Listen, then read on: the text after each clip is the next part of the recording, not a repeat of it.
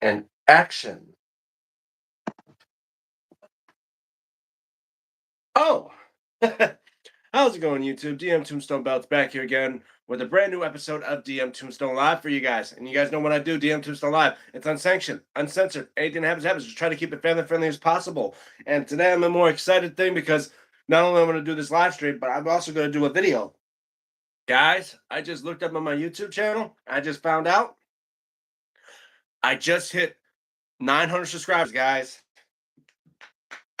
Thank you guys so much for helping me get to this goal of 900. Now, I just hopefully it stays there at least for a while. If not yet, we could get at least another subscriber to keep that number at an even 900. So it doesn't drop and go to 899, because sometimes that occasionally what happens. Someone will subscribe and then after a while they'll unsubscribe for some no good damn reason. But anyway, yeah. So hopefully we keep it like that. So now that you guys know what that means, after I do the live streams, I'm gonna do a video of me celebrating reaching 900, guys. Thank you guys so much for helping me get to 900 subscribers. Meaning now we're getting closer to my goal of reaching 1,000, to where I'm gonna give away that WCW television title that I have. And as I said, because of great fans like you guys, I want to give back to you, the fans. So anyway, hold on. Let me check something real quick. I just gotta check something. Yeah, I just gotta make sure that I'm getting. All right. Yep. So we got audio. Okay, that's good. That means so I don't have to keep on doing this constantly with this thing with the audio. But guys, I can't believe it that I finally reached. Well, here's on my phone. You see right there, 900 subscribers. This is my old phone. Don't worry about it. And being cracked and stuff like that. That's okay. But yeah, guys, I finally did it. I've reached 900. So obviously today is going to be a 900 subscriber special. And because of you guys, I'm going to give back to it. But anyway, and let's continue on with this stuff. So guys, remember, uncensored, anything happens, just try to keep it family friendly as possible. And if you are enjoying my live streams, make sure to hit that like button right there. Obviously, I see it. You guys don't. But as well, if you are new to my channel and want to know what I'm all about, especially with the bad boys right behind me there. All right, let's straighten out the camera a bit. There we go. All right. All right. And just check out my main channel. I'm now near, I think, around 800 videos now. I don't know. But yeah, like, share, and if you haven't, please subscribe. There you guys. We finally just reached 900. Now, and another 100 down to get to 1,000 subscribers. And 1,000 subscribers is going to mean a lot to me. Oh, look who's going to come here to us today. None other than my good old friend, and probably your guys' friend too, Brother Kane. How you doing, Brother Kane? Not too bad about yourself. Doing fine here, man. How was your 4th? And not too bad. Spent some time with my friend and his family, so got to see some light up some fireworks of our own too as well. And of course, we watched Donald Trump's speech too as well. Well, I didn't see Donald Trump's speech. I was mostly just outside, enjoying a barbecue, enjoying a little bit of the pool action. Obviously, can't do it today. It's raining outside. So I thought, hey, why not do a live stream here while we do stuff, But yeah, the 4th of July, it was a pretty good 4th of July. I've seen fireworks going off and all that. But every now and then it was like fireworks and then a storm comes by, fireworks and a storm comes by. It's like, it's a crazy week. No, and I was just odd because I was told that, and we've seen the weather, we thought it was going to be 3 days straight of nothing but storms. I was like, well, there goes my 4th. But it was pretty good for those days. I'm like, well, at least we got something out of it. Exactly. But yeah. I think it was the same way in DC too as well. Well, yeah. Well, DC had the biggest fireworks party they had. Nothing like it makes the ones we have in my state in Detroit look like kids play. I mean, I can say the same here too in North Carolina as well. Ain't nothing compared to DC. DC literally lit up the entire county, if not yet the entire nation's capital with fireworks. It's like all the way from like the Washington Monument all the way to the White House. I'm like, Then Right? again, I'm thinking this is, but then again, I'm thinking like, yeah, it's America's 250. I'm surprised the entire, if you could see it from space, the entire damn country be lit up with fireworks. Oh yeah. Hopefully no one was asleep at that time, because you Well, don't get any sleep with all that noise. well, then again, they where I am, people line off fireworks everywhere. It sounds like a damn battle zone coming out and all Right. that stuff. It's all little World War And II outside. well, I wouldn't say World War II. It just sound like cannon fire and all that. Maybe that's the reason why we think of like the Revolutionary War from 250 years ago. But More than and as likely. well, I was just mentioning in the beginning of this live stream, I just finally reached 900 subscribers. Finally reached that Hey, goal of 900. congratulations. Thank you.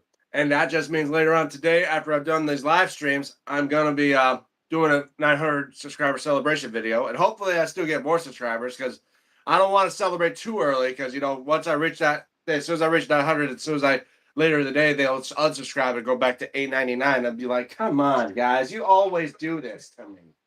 I hate Like that when so they tell, much.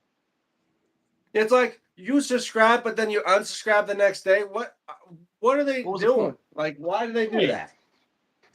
Like, If you're if not, you if you're want not to be a subscriber, if you like my stuff, if you want to be a subscriber, please stay subscribed. Don't just subscribe and think you're going to get any benefits from unsubscribing afterwards. Ooh, Like, or not I don't really. know what it is. Like, it just, I mean, occasionally, yeah, I guess some people subscribe, but then something happens where they get unsubscribed. I mean, they like big YouTubers like that.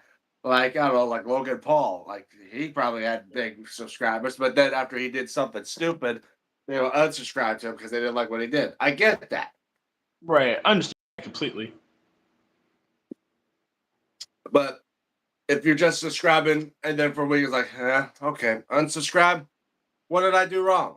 I didn't do nothing Right. wrong. Other than maybe what? I'm not posting quick enough or not posting Constantly enough. available.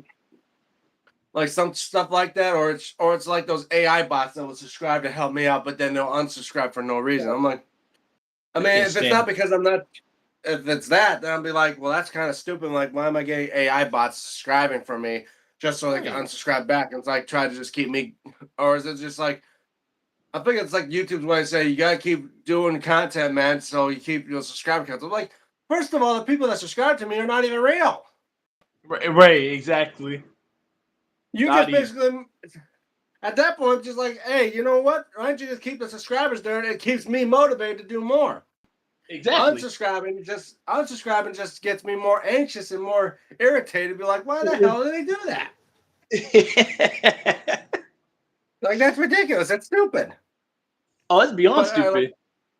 yeah, and then again, it's like the other stuff. It's like you know, you watch my content and you just unsubscribe after. I'm like, I mean, then why'd you hell did you subscribe and join my channel in the first place if you Yeah. didn't like it?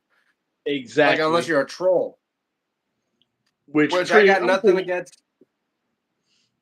They said the trolls like they don't even affect me anymore. It's like they talk about that type of stuff. The other day was a guy was posting stuff on my live stream talking about me if I was gay. I'm like, man, Oh my god.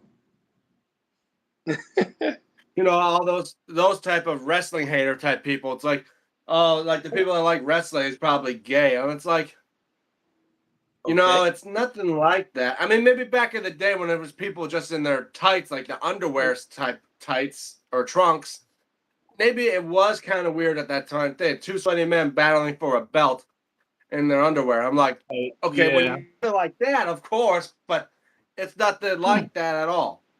No. I mean, I've a few of those people too say the same, not the same exact thing, but kind of judge me on my weight.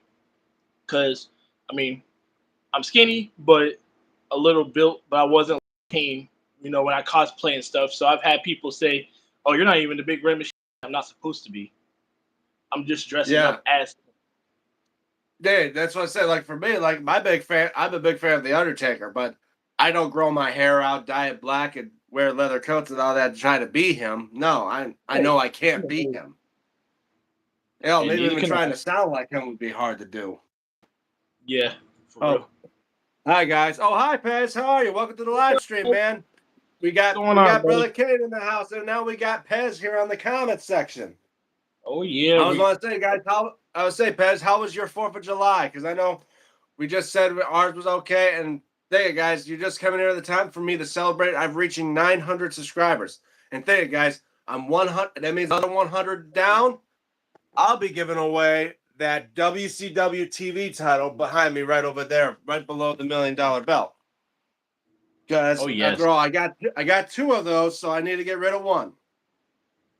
That's the thing I think I should be doing. If I get any replacements, if I don't give it off away to one of my nephews, I may just give it away to one of the fans. After all, I have no use for them anymore. I mean, why would I have 2 even if I just need 1?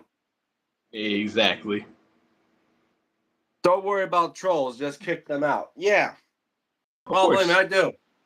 I mean, I turn them around, bend them over, and then I stick my size 13 foot right up their ass and kick them right off the stream.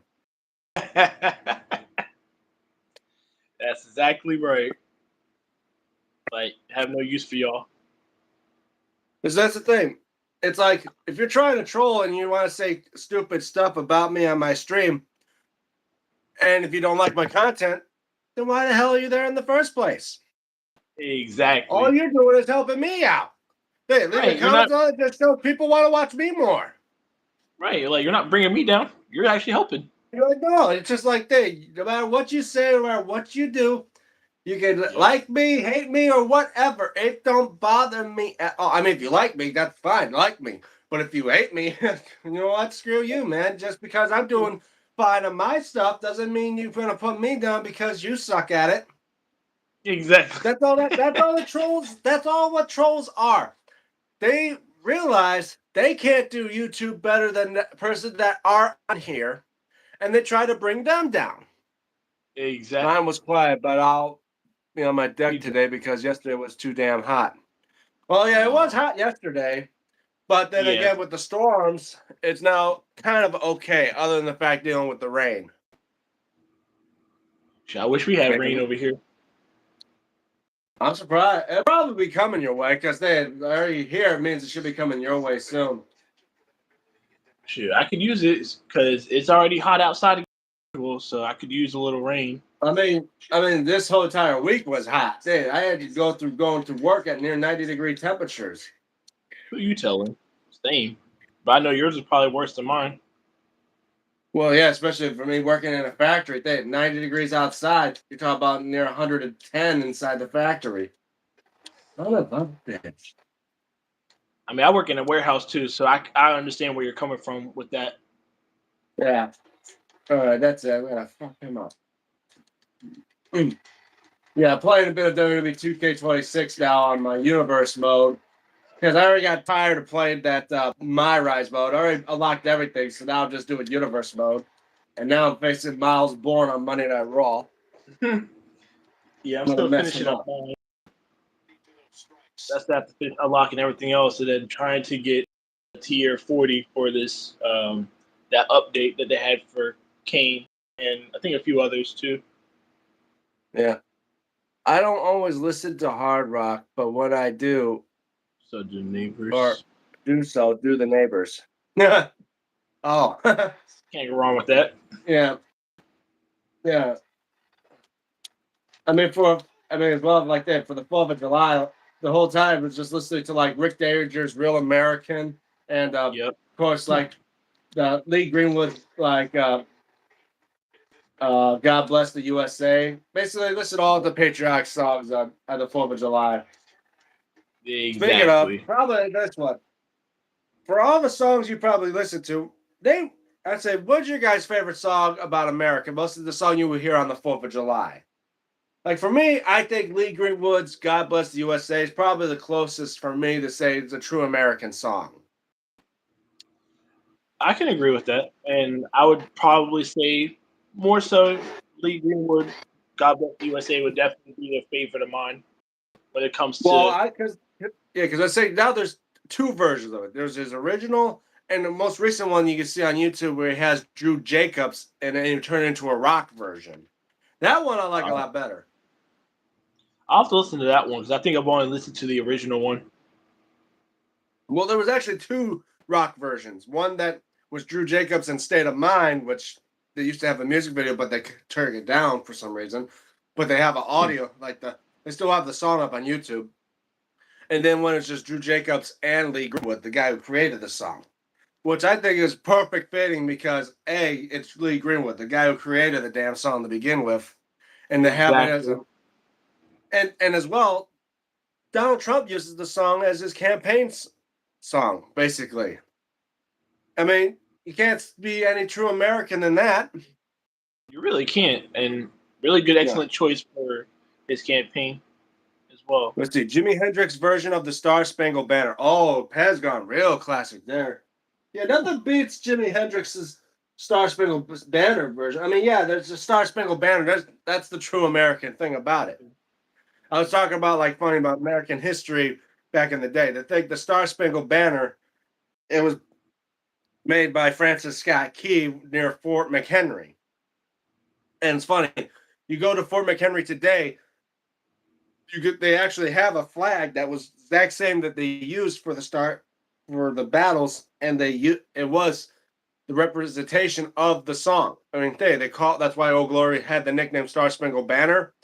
It was actually when there was 15 stars on the flag, and at that point they were starting to add stripes to the flag as well. So the only time when the American flag had more than 13 stars was back when we had 15 states.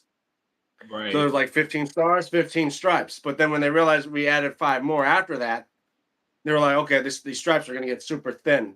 Imagine 50 stripes on an American flag today. Oh, it would feel like it would make it. Yeah, so they're just like, you know what? We'll keep the original 13 to represent the original 13 colonies. We'll just keep adding stars to the canton. And then it's like, but if you go to Fort McHenry today, they still have the original 15 stars and stripes flag there to represent, because that's the place where our national anthem was made. Exactly. But that was pretty was cool. about to say, yeah. And I was talking about the other day about what is the one thing in wrestling that makes it feel like a true American. As I was saying, like a biggest American moment for wrestling.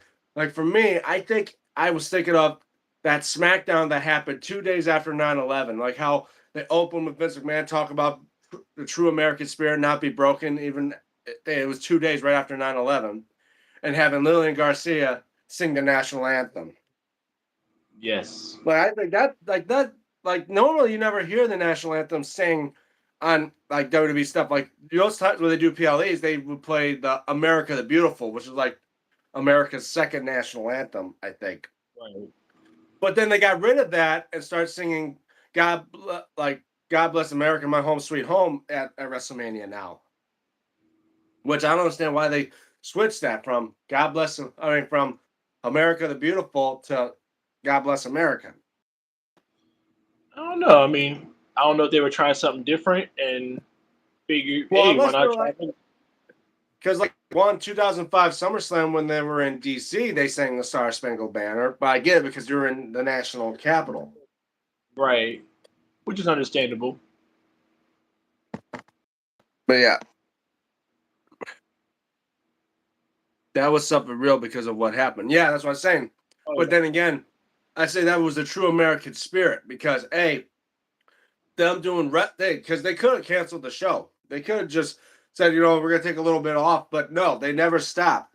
No matter what happened, WWE never stopped. Even during the pandemic, they didn't stop. Nope. Because it broke people away from the stuff that was happening in the real world. That's the good thing about wrestling.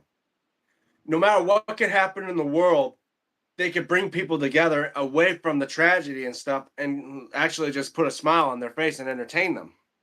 Oh, yeah. But what's your favorite kayfabe American thing in wrestling? Oh, the kayfabe stuff? You're talking about back in the day when it was they had characters like an American versus a foreign.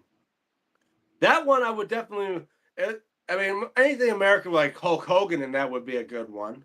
Like Hulk Hogan versus Sergeant Slaughter at WrestleMania 7 when Sergeant Slaughter became a sympathizer for Iraq because now fuck Iraq, huh? Exactly. but funny that even prior to that in the 80s, Hogan defeated the Iron Sheik for the world title, he Yeah. was from Iran. I mean, there's representing Iran, and it's funny that nearly 40 years later we involved with Iran again. Yep. Of course. Iran don't learn their lesson. Of course. We gotta keep teaching them. Say Hogan versus Sheik, Hogan versus Slaughter is definitely one. Yeah, I would say most of when you talk about stuff like that. Another good one, like Cena and Rusev, when Rusev was a Russian. You know, he was from Yeah. Bulgaria, for God's sake. Right. Yeah, I'd say like Cena's a good representation of America too. Oh yeah. Like, there's like I said, even another big American moment when he won the WWE title from The Miz on the night, and he announced that to the world that the USA completed the raid mission to kill Osama bin Laden, and that was a big moment in wrestling as well. That was an American moment in wrestling. Yeah, I forgot about that moment. Because I was saying there was the 2 days after 9/11, but then when John Cena won the title at the end of the show, he announced to the world that we finally got the son of a bitch. I think there was I another mean, I one. I think agree. about. There was another one around 2000. I think 2 or 3. It might have been '02 when the Un-Americans were a thing at that time against, I think it was like Kane, Booker T, Goldust, and Bubba Ray. You got your Canadians and then USA. Oh, I was saying, I'm surprised they don't do anything like that for like the World Cup. You know, like how the World Cup's around in the U.S. Do like a World Yeah. Cup group type of teams, like Team Canada versus Team USA, like a tag team that's like that for Raw and that. Like I'm surprised, Right. like they did it before where they had like they have make them wear jerseys to represent certain teams like LA and all that. Like why did they do that today with with WWE? It's just they always want to have signature titles for like sports teams. I'm like, Right. Why it's not? funny because I'm saying like now we have because they with Danhausen representing the Knicks, making them win the NBA championships, and it's like, why don't they ever do that stuff again? Like have like 10-man tags or stuff like that, but having them wearing jerseys or something for a certain team they represent. That'd Like be yeah, cool there's to not watch. many. Yeah, like when there's 16 team, like the 16 or whatever they call it, like for the World Cup, have like a Survivor Series style match or something like that, or a battle royal, where one representing a team of a country that in the World Cup. But Ah, I guess I can I see guess that. that's just a true wrestling mind or a wrestling fan mind, not the wrestling company. They don't be like, we're not And, really gonna think about that. But it would be pretty damn cool. Yeah. right. Let's see, Dusty Rhodes and Nikita Koloff formed the From the, Superpower Tag Team. Oh, oh man, wait, that wasn't would that definitely when? be. Yeah, I think that was when Magnum TA got into an accident and he was about to win the world title, but thanks to that accident, he couldn't do it. So made Nikita Koloff, who was his rival, turn babyface and team up with Dusty Rhodes. Ah, interesting. Hmm. Yeah, I remember that because I was actually watching that on the Dark Side of the Ring. That's on Vice. They had a couple seasons of that. It's called Dark Side of the Ring. I would thought it would talk about I'm Magnum TA like that. In fact, gonna have to watch more of that. yeah, if you I've got seen. cable like Xfinity or that, you could probably just Hmm. search up Dark Side of the Ring. You can watch all the shows on there. They I'll have used to to do have that. versions of it to where I think it was like the first season where it was kind of like uncensored, where like actually just like there's one moment that Tony Atlas it was the episode about Bruiser Brody where he literally said, "Ain't no fucking buddy gonna do anything about it." I'm like, wow, they left that thing uncensored. But then they censored it again, and basically instead of saying like "I'll knock your motherfucking head off," he goes, "I knocked your mother."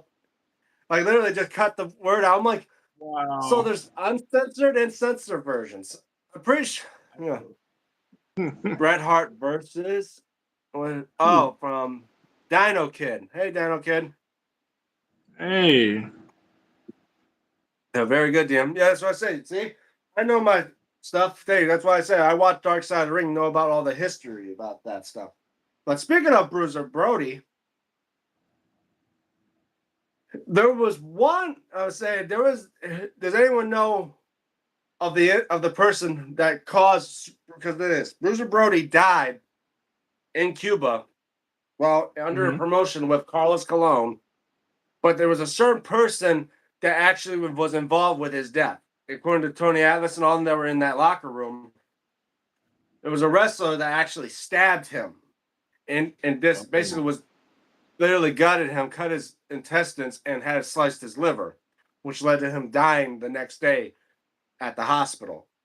And do any of you know the name of the wrestler who actually was the one responsible for the death of Bruiser Brody?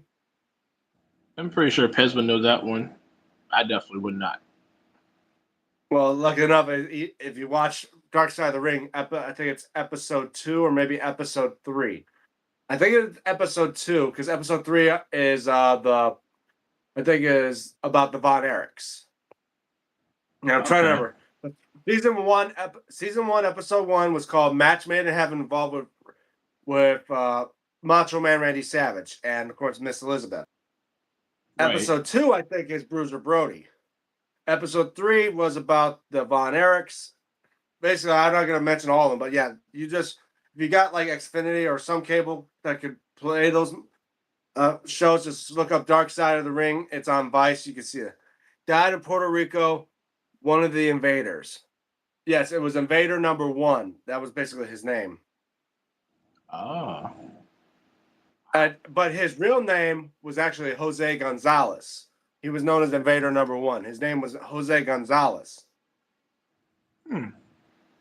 But then again, there was a little incident about that. I can see the reason why he wanted it, the reason he did it. Because back in those days, it was not about if you win or lose. It's about making sure to maintain the character. So basically, if they tell you who wins or loses, today that's a bit different than it was back then. Back then, it was like you want to build your character. So the character, if he wins all the time, if you start seeing him to lose more, fans lose interest in the character. Right. And that's why in the independent promotions, it's not as fixed to see who wins or loses. It's all about creating the character and keeping him as he is. I forgot his Correct. name, but I knew he was one of the invaders. Yeah, that's what I said. His name was Jose Gonzalez. During a matchup, obviously Jose Gonzalez was already kind of messed up because he lost one of his daughters in a drowning accident. I think they were only 2 years old, but so yeah, he was kind of messed up in the head enough as it is. But as well, Bruiser Brody bought into the Cuban promotion, and he said for him to be part of the business, he was going to let go of Jose Gonzalez. So basically, he was threatening his job as well after losing his child. So that's any reason for you to kill the guy. Yeah. Right. But as well, there was and of course there was one matchup. Literally, they say in the matchup when you face Bruiser Brody, you already know you're going to get your ass kicked. He literally because Jose Gonzalez was trying to become like the biggest Puerto Rican star in the promotion, but Bruiser Brody literally beat the dog shit out of him and made him like busted wide open at the point he literally was covered in blood.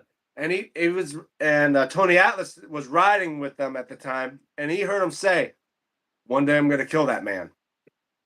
And surprisingly, he did. But get this. Jose Gonzalez did not get charged. He was not arrested. None of that. Did they say what? Because he claimed it was self-defense. And back in those days, people thought wrestling was real. So yeah, and for how Bruiser Brody's matches were 80% of the time the matches were literally go outside of the ring and people bled all the time. Yeah, they thought he was attacked and he stabbed him on self-defense.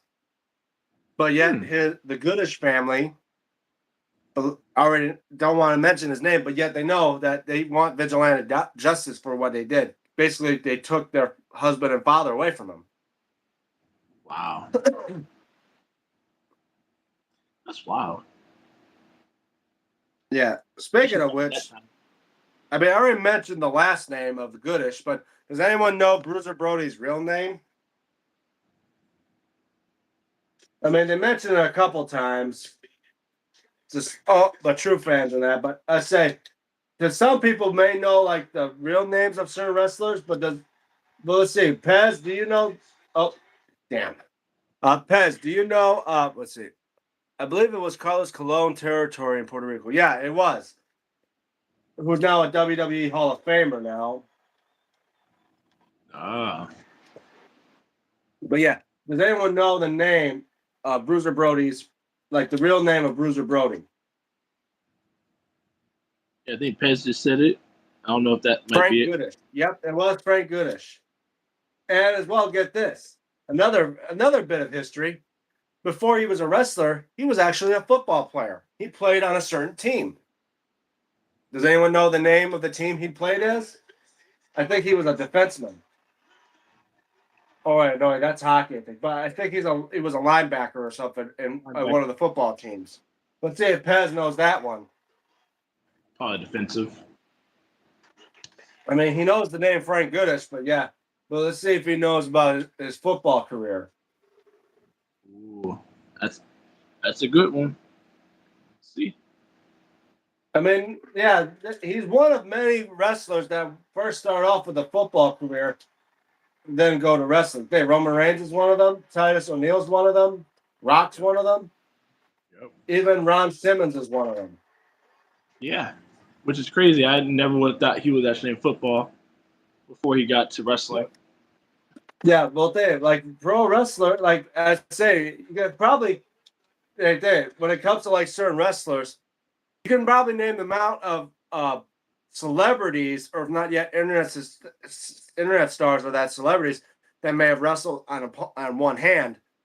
Mm-hmm. But for majority of the time of wrestling, they either been like nobodies, or they've been other sports players, like some majority of them are maybe football players, and others bodybuilders. True. I thought he was a commentator or a sports writer. I don't know the team. Well, he was actually part of the Washington. Well, at that time they were called the Washington Redskins. Oh, the Redskins. Which now I think that, yeah, but I think they changed their name to the Commanders now. But I thought they said they might have changed them back to Redskins for some reason.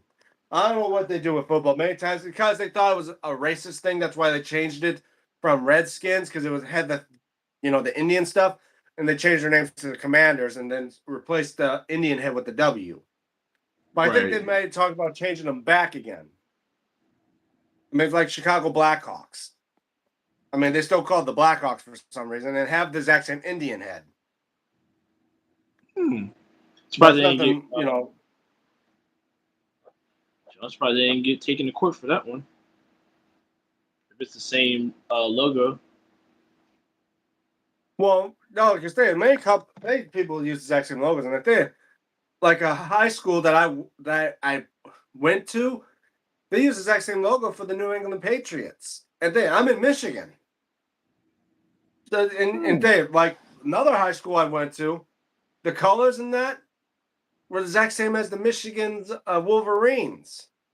So yeah, it's not about copyright infringement and that and they can use, but as long as they don't have the exact same name, if they could be from different cities and not confuse people. Yeah, there's some teams out there that can use the exact same logos and stuff, but then again, the Blackhawks still kept the exact same like logo design. The worst case was the Ducks, Anaheim Ducks.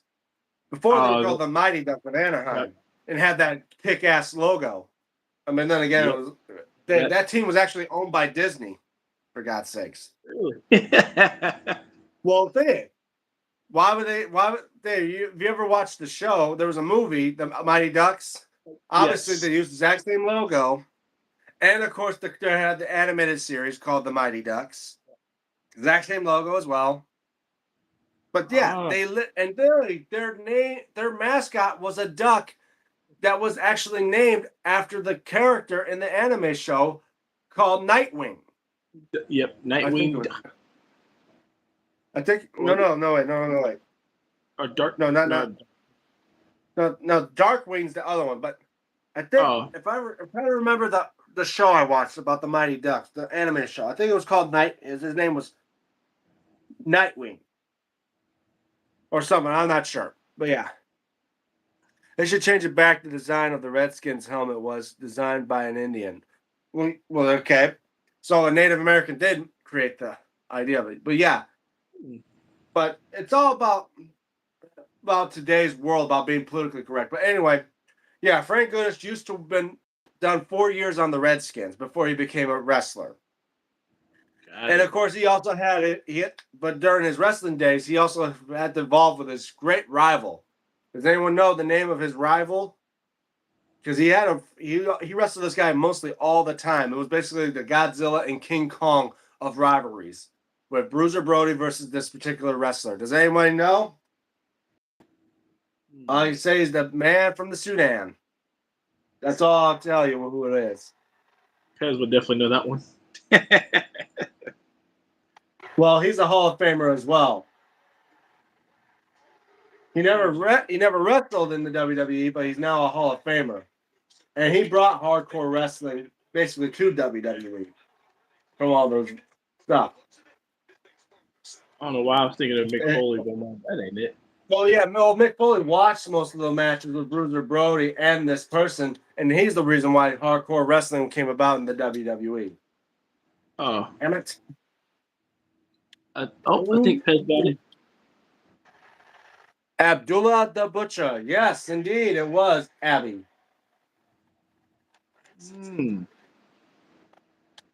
It was Abdullah the Butcher. And obviously, Abdullah the Butcher has not been doing quite well after wrestling because of a little incident that happened with him with another person in a promotion. Because he had this guy who was going to actually go into WWE, but once he was diagnosed with hepatitis C, right, he actually couldn't go into wrestling because of the hepatitis. And it turns out the hepatitis C is a rare strand of hepatitis C, and it's the exact same as the one that Abdullah the Butcher has. So obviously he blames Abdullah the Butcher for him to get hepatitis. And obviously he sued him and all that stuff. But yeah, it was all that stuff. He has a restaurant down south somewhere. Yeah, I heard about that. But he's not doing well in this financially because of the lawsuits and that. But he used to be good friends with this guy, but now all that changed because the fact was he blames him for giving him hepatitis C. But here's the thing: is it really mostly his fault? Because he asked Abdullah the Butcher to cut him, and he uses razor blades on himself, and it's the exact same razor blades. They don't clean the blade. When he asks to borrow a blade, they give him a blade and they say give it back. But the thing is, they never clean the blades. So obviously, there's always some bit of blood left on those blades. That's why you never want.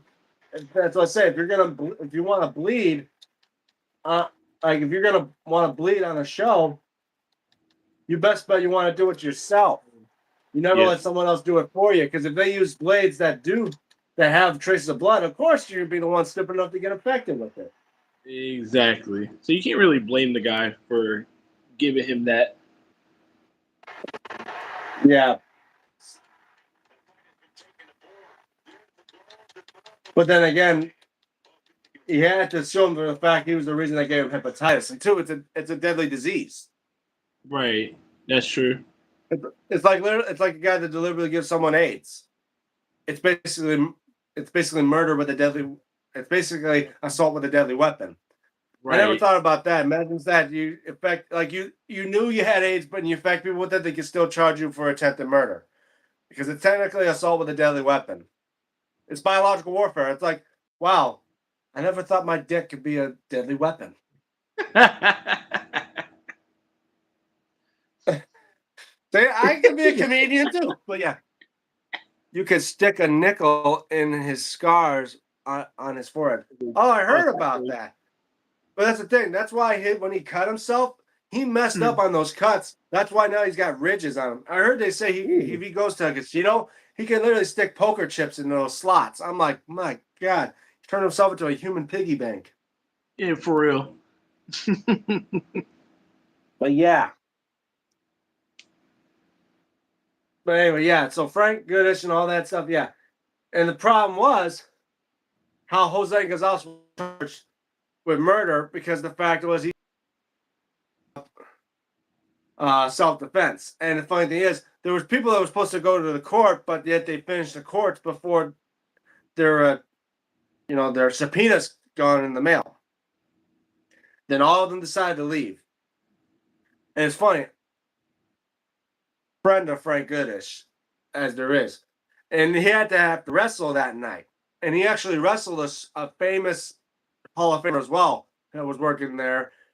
And they were just talking. And he only wrestled for about maybe like a minute or so because after Tony told him about, because the facing said they were all told that it was a wrestling fan that stabbed Brody. But no, Oh, Tony Atlas knew exactly who did it. He told him it was Jose Gonzalez.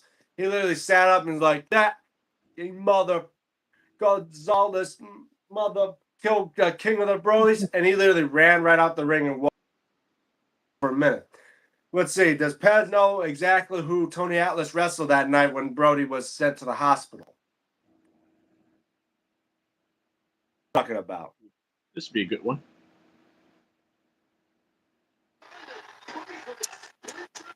Oh, son of a bitch. How far are you in universe mode? Yeah, I'm playing Universal mode right now, and I just Tombstone Miles through the table. I have my character do like a traditional, like it's kind of like his MO, like his he has to make his opponent bleed, and he's And gonna have then, to put his opponent through the announce table. Pretty much every single match I've done that. wow.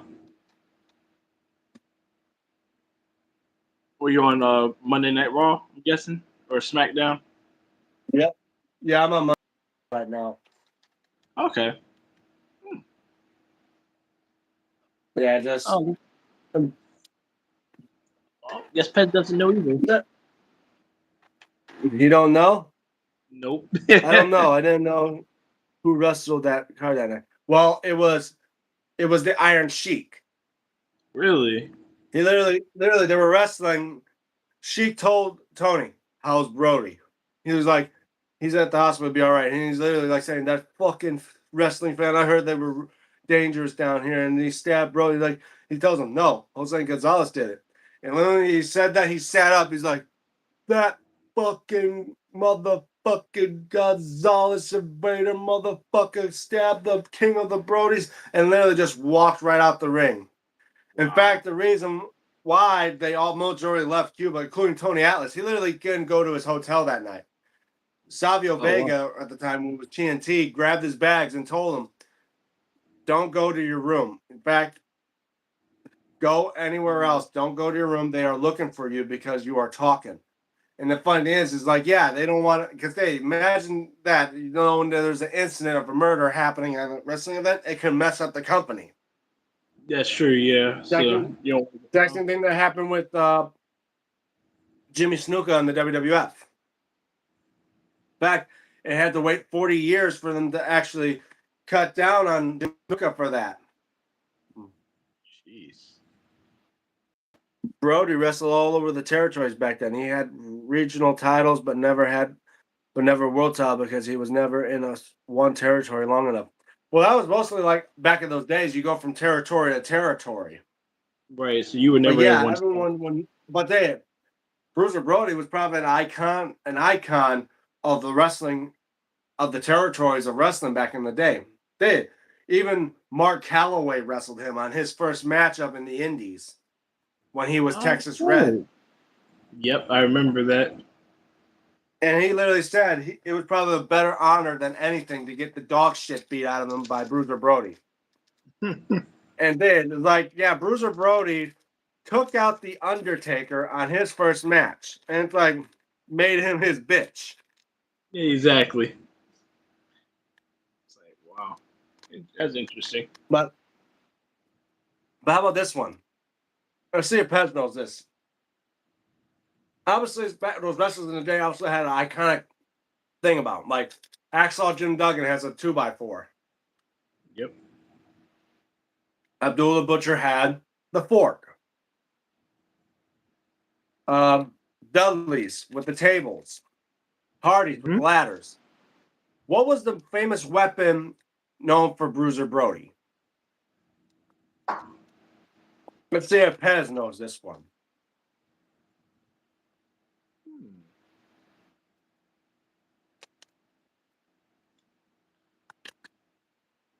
If you know it, let me know.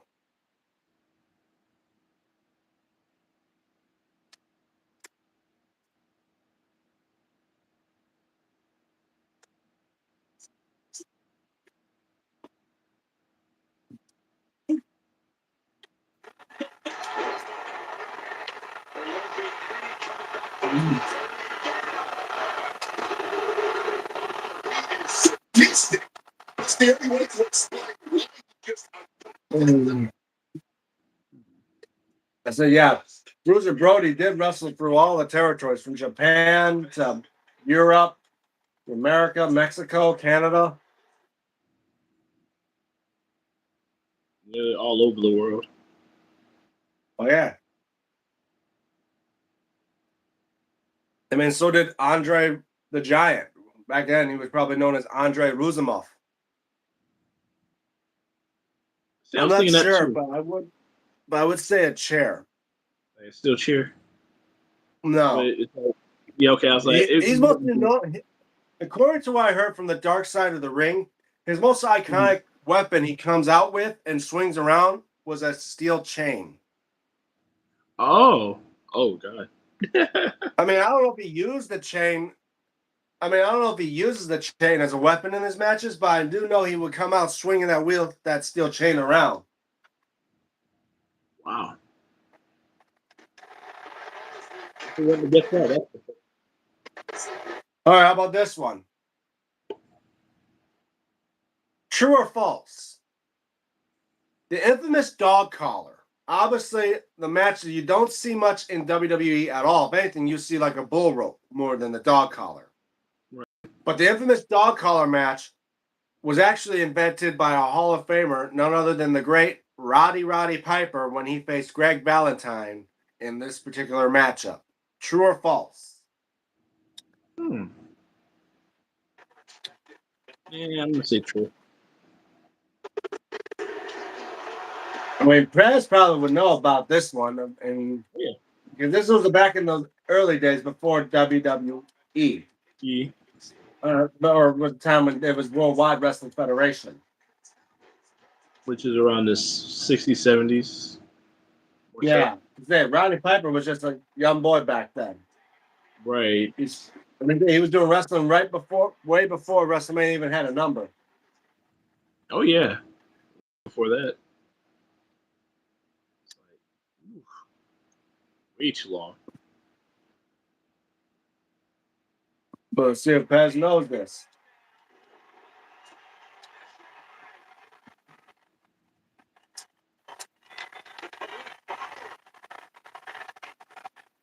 I'm not sure, but oh no, right there.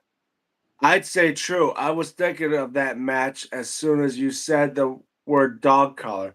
Yes, indeed, it was true. I mean, there might have been matches like that. Maybe Ric Flair and Dusty Rhodes created them. But I'd say Right. out of anyone that has ever, I think the first ever recorded matchup of a dog collar match involved with Greg Valentine and Roddy Piper. And then they made dog collar matches after that. And it's funny. For known of the dog collar, you would suspect to see the junkyard dog be involved more of them since he does come around with Yeah. the dog collar as well. But yeah, Yeah. I don't think junkyard dog was in any uh match as far as I know. I mean, if well, let's see if Pez will know if the junkyard dog have been in any dog collar matches because I don't think he has.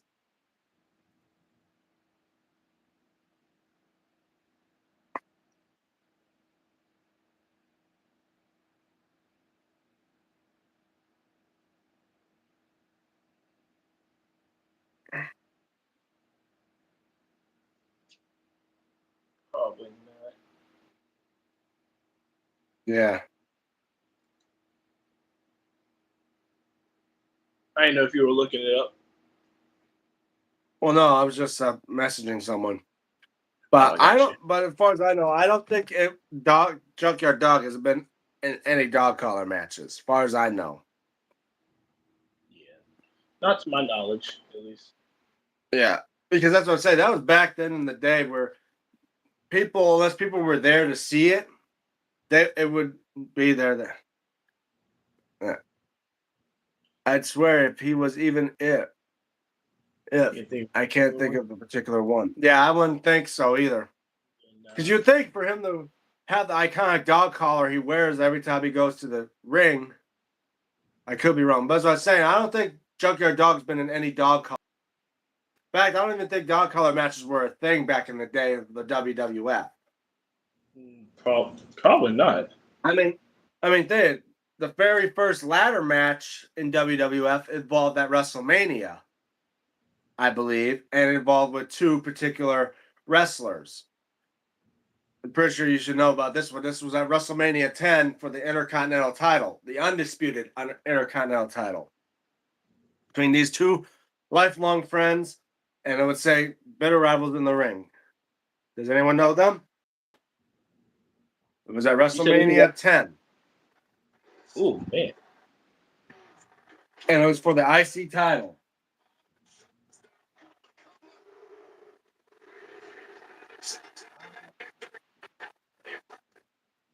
Bull rope matches were more common in the 70s and 80s. Yeah.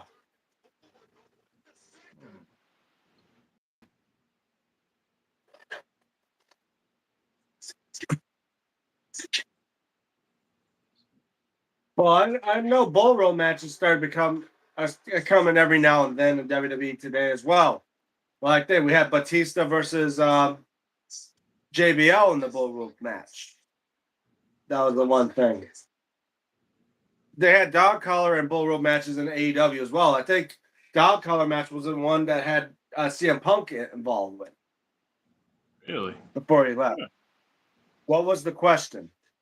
What were the two people that were placed in the first ever ladder match at WrestleMania? I think WWF's very Oh, first ladder match was at WrestleMania 10 and involved with these two wrestlers for the undisputed Intercontinental title. you talk about Razor Ramon and Shawn Michaels? Yep, As soon it as you was said that. ladder It was match, Razor. that was the only Yeah, part I needed to hear. yeah, it was a ladder match for the undisputed title because Shawn Michaels was the IC champion at that time, but he Right. got injured, and yet it was going to be past a month where he couldn't defend the title, but he never returned the belt. Instead, they kept it. That's why they had another. Yeah, it was.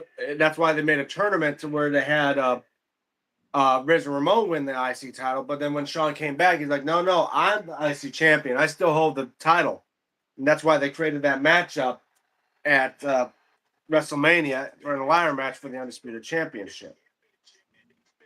Probably the only time you had an undisputed IC title, basically.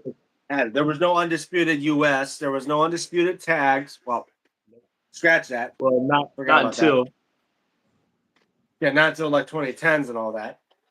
right, exactly. Well, but I'm saying that they never had any of the mid card belts be undisputed and stuff, and except for the cruiserweight title the one time, Is wait, where they had which JD one was that? McDonough and that other guy that was Legado Fantasma at the time. They became the Oh, undisputed NXT cruiserweight. oh, that match. Gotcha. Yeah. Forgot about that. Yeah, but anyway, I was saying, like, yeah, wrestlers of that day, I'd say even like Dark Side of the Ring, definitely a lot of that stuff. Including obviously about they had done it many times now, including the most recent one about the Von Erich family. Obviously, Von Erich's a well-known wrestling family, like the Rhodes, the Flairs, the Harts, Mm-hmm. and the Andersons, a lot of them. in the fact that the Von Erich family involved with 6 wrestlers. Well, actually, I think 6 or 7. I'm going to say 6 because the father being Fritz Von Erich. Well, there was the other ones that were all the brothers. One being, and only one of them is still alive. Wow. I mean, I'm pretty sure we talked about this before, but yeah, he had 5 brothers as well. It was a family of like 7. The father and 6 brothers, but one of them didn't become a wrestler because they died real young.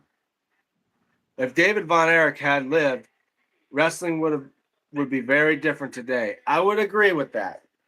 Because anything, David would have won this before his brother Kerry did. Oh. And funny, even Kerry Von Erich, after winning the NWA title, you'd think he would be something big in wrestling, but no. When he got into the WWE, he couldn't use the Von Erich name. They changed his name, and the only title he ever got out of there was probably the tag, or if not yet, one IC title win. And he had a different name. You guys know the name of Kerry Von Erich's character or persona in the WWF?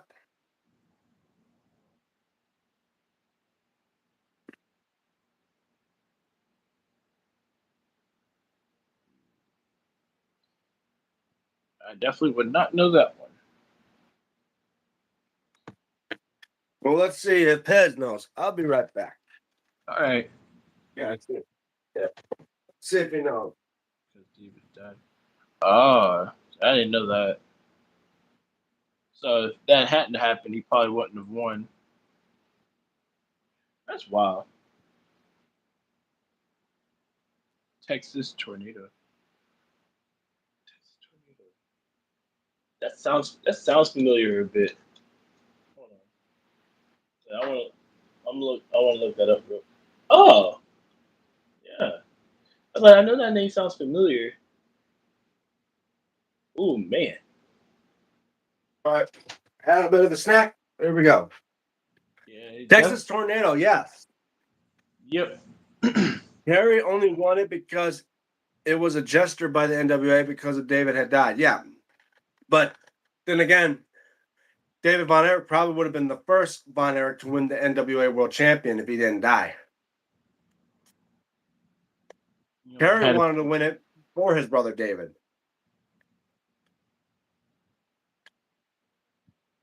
And when he did, he's thinking it would push him to the moon. But yeah, technically, I think it most likely snuffed out his career more than anything. Especially the fact he was wrestling with a well-known secret that Kerry had. Only his family knew about it, but nobody else did. Let's see if Pez knows this. What was the secret that Kerry held to everyone except his family, because his family was the only one to know about it? Because it involved him being in an accident, which led to this secret. Kerry only had it for 18 days. The NWA didn't trust him. Yeah. I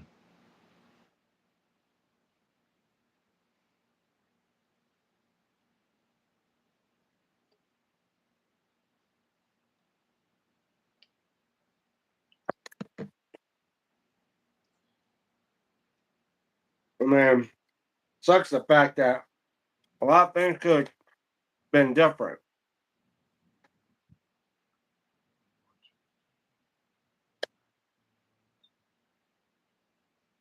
Probably. More likely. Probably wouldn't have had that 16. You know, David would have been a long-term multi-time champion and possibly Ric Flair not having many reigns. Yeah. Had a prosthetic leg. Yes. He had his leg amputated after the accident because his leg was so messed up. Ooh. But he kept it a secret to everyone, including his own family. Said to keep it a secret until after he died. Then they came out. But yeah, Wow. because he felt like if they knew about his leg They probably that wouldn't have. he would feel like he would not be like how he was back. I mean, before he lost the leg, he'd feel like Right. he would be a fraud or fake or anything like that. Feel more intimate if he found out was wrestling only on one leg. Oh, they probably wouldn't have let him wrestle at that time.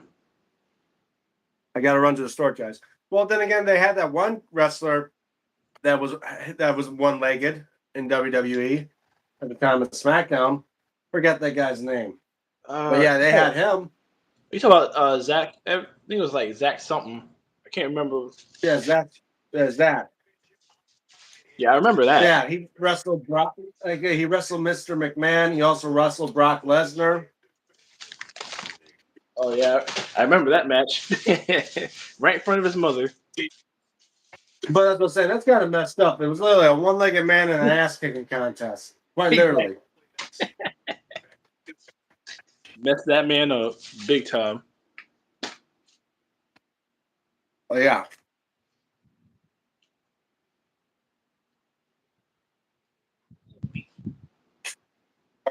Had to get me some snacks as For the well. Von Erichs, you got. I said for the Von Erichs, you got to feel bad for Kevin. After all, he's the only one left. The Von Erich He family. lost it. Yeah. There. His first brother, the oldest one, Jackie, Mm-hmm. who was 6 at the time when he was 2, died from being electrocuted, and he laid face flat in the snow and drowned. Oh. Ooh. Then it was David from some infectious disease in his stomach. Basically, his intestines just burst open and spilled out, so he had infectious disease. Jeez. Then it was I think there's Kevin, there's Jackie, there's David, there's Carrie, there's Chris. I think there's also Mike. Mike, Chris, and Carrie all died from suicide. So all of his brothers died. Like 3 of them died from suicide. One died from an infectious disease he had, and the other one died from an accidental drowning. I'm guessing the And suicide. then it was his father who, yeah. And then his father died of cancer. Did they say how the suicides happened, or was it just from the cause of his brother's death? Well, most of them is because of the fact they were, caught with drugs or their careers were getting. They were worried about their careers going flat and just like bringing bad vibes to the Von Erich name, and and build up depression and stuff like that. Because you come from a wrestling royalty like the Von Erich, it builds up a reputation. Right. But if you feel like you don't build up to it, it just feels like you're bringing it down, giving it a bad name. And that's when depression hits, and that's Suicide. you're found with a gun in your head and a bullet in the head. Yep. Except for Kerry. Kerry shot himself in the heart. He didn't shoot himself in the head. Man. But yeah, rough ways to go. Kevin came so close too. What stops him? There was one day he nearly was going to steal a gun from a store and hopefully get shot out, but what in the world? Something happened and he changed his mind. And he's been at peace ever since. That's good. At least he can live up to the family name and the legacy. Yeah, of course. And now he has 2 sons that live up to the name, Marshall and Ross. Hey. Well, are now in Ring of Honor and AEW sometimes. Oh, okay. Interesting. Well, I'm so glad. That name ain't dead. You're right. Thank God for that. At least someone had a change of heart. Yeah.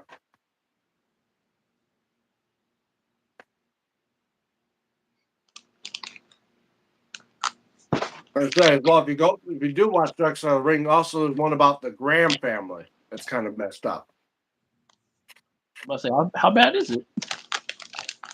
Well, like Mike Graham and Eddie Graham, obviously 2 famous wrestlers, they died from suicide.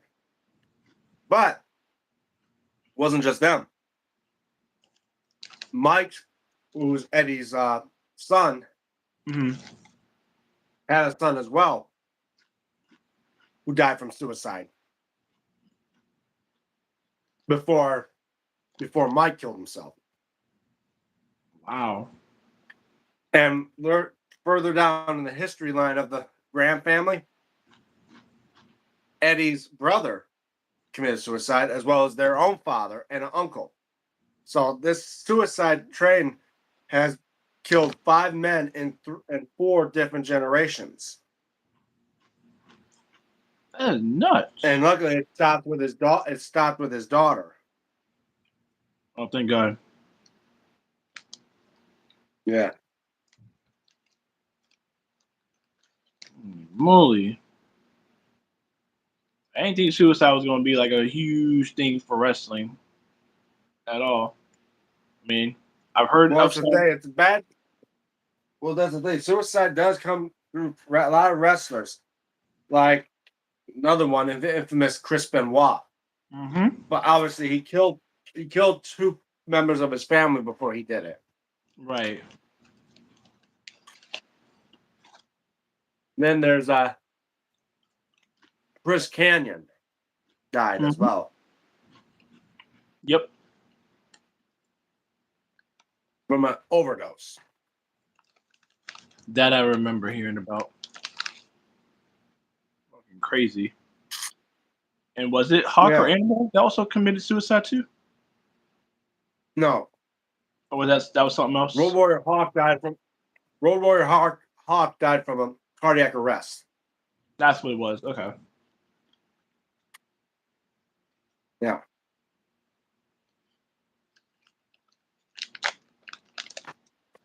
That is crazy. Really blows Well, your we had to mind. think as well. Back in those days when they got hurt, with brain injuries and that, it messes their brains up. Where at the point they feel like the only way out would be suicide. But now, when they take extra precautions for injuries, Mm-hmm. they try to reduce stuff like that. Even like Daphne was another one, the Scream Queen. She died from a suicide too. She must have been an old school wrestler because I don't think I remember her. Well, no, she was around the early 2000s, and that, including in TNA. I don't remember what she looks like. Hold on. I mean, it's on Dark Side of the Ring as well. They have an episode of her.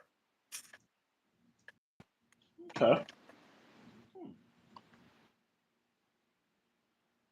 Daphne LaShawn? Is that what her name was? Hmm? Who? I know if it was wait. Hold on, my bad.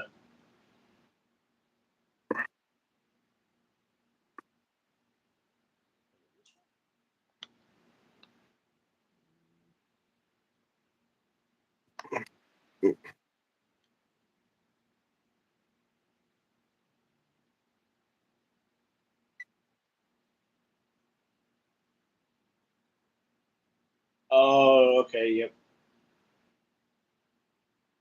Now I know who you're talking about. Okay. She was also in WCW, right? At least around the like late '90s.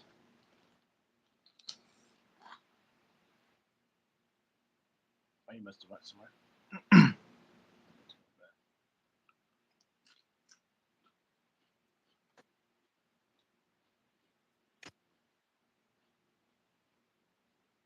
Right. She was in WCW around the late '90s, wasn't she? Yeah. I think she was in WCW for a little while, then went to WWF for a shorter while, then was in TNA, but then she got injured and Mm-hmm. basically then went into Indies for most of her career before she ended up ending her life. Oh, okay. Yeah, she was known as Daphne, the Scream Queen. Now I know who you're talking about. Yeah.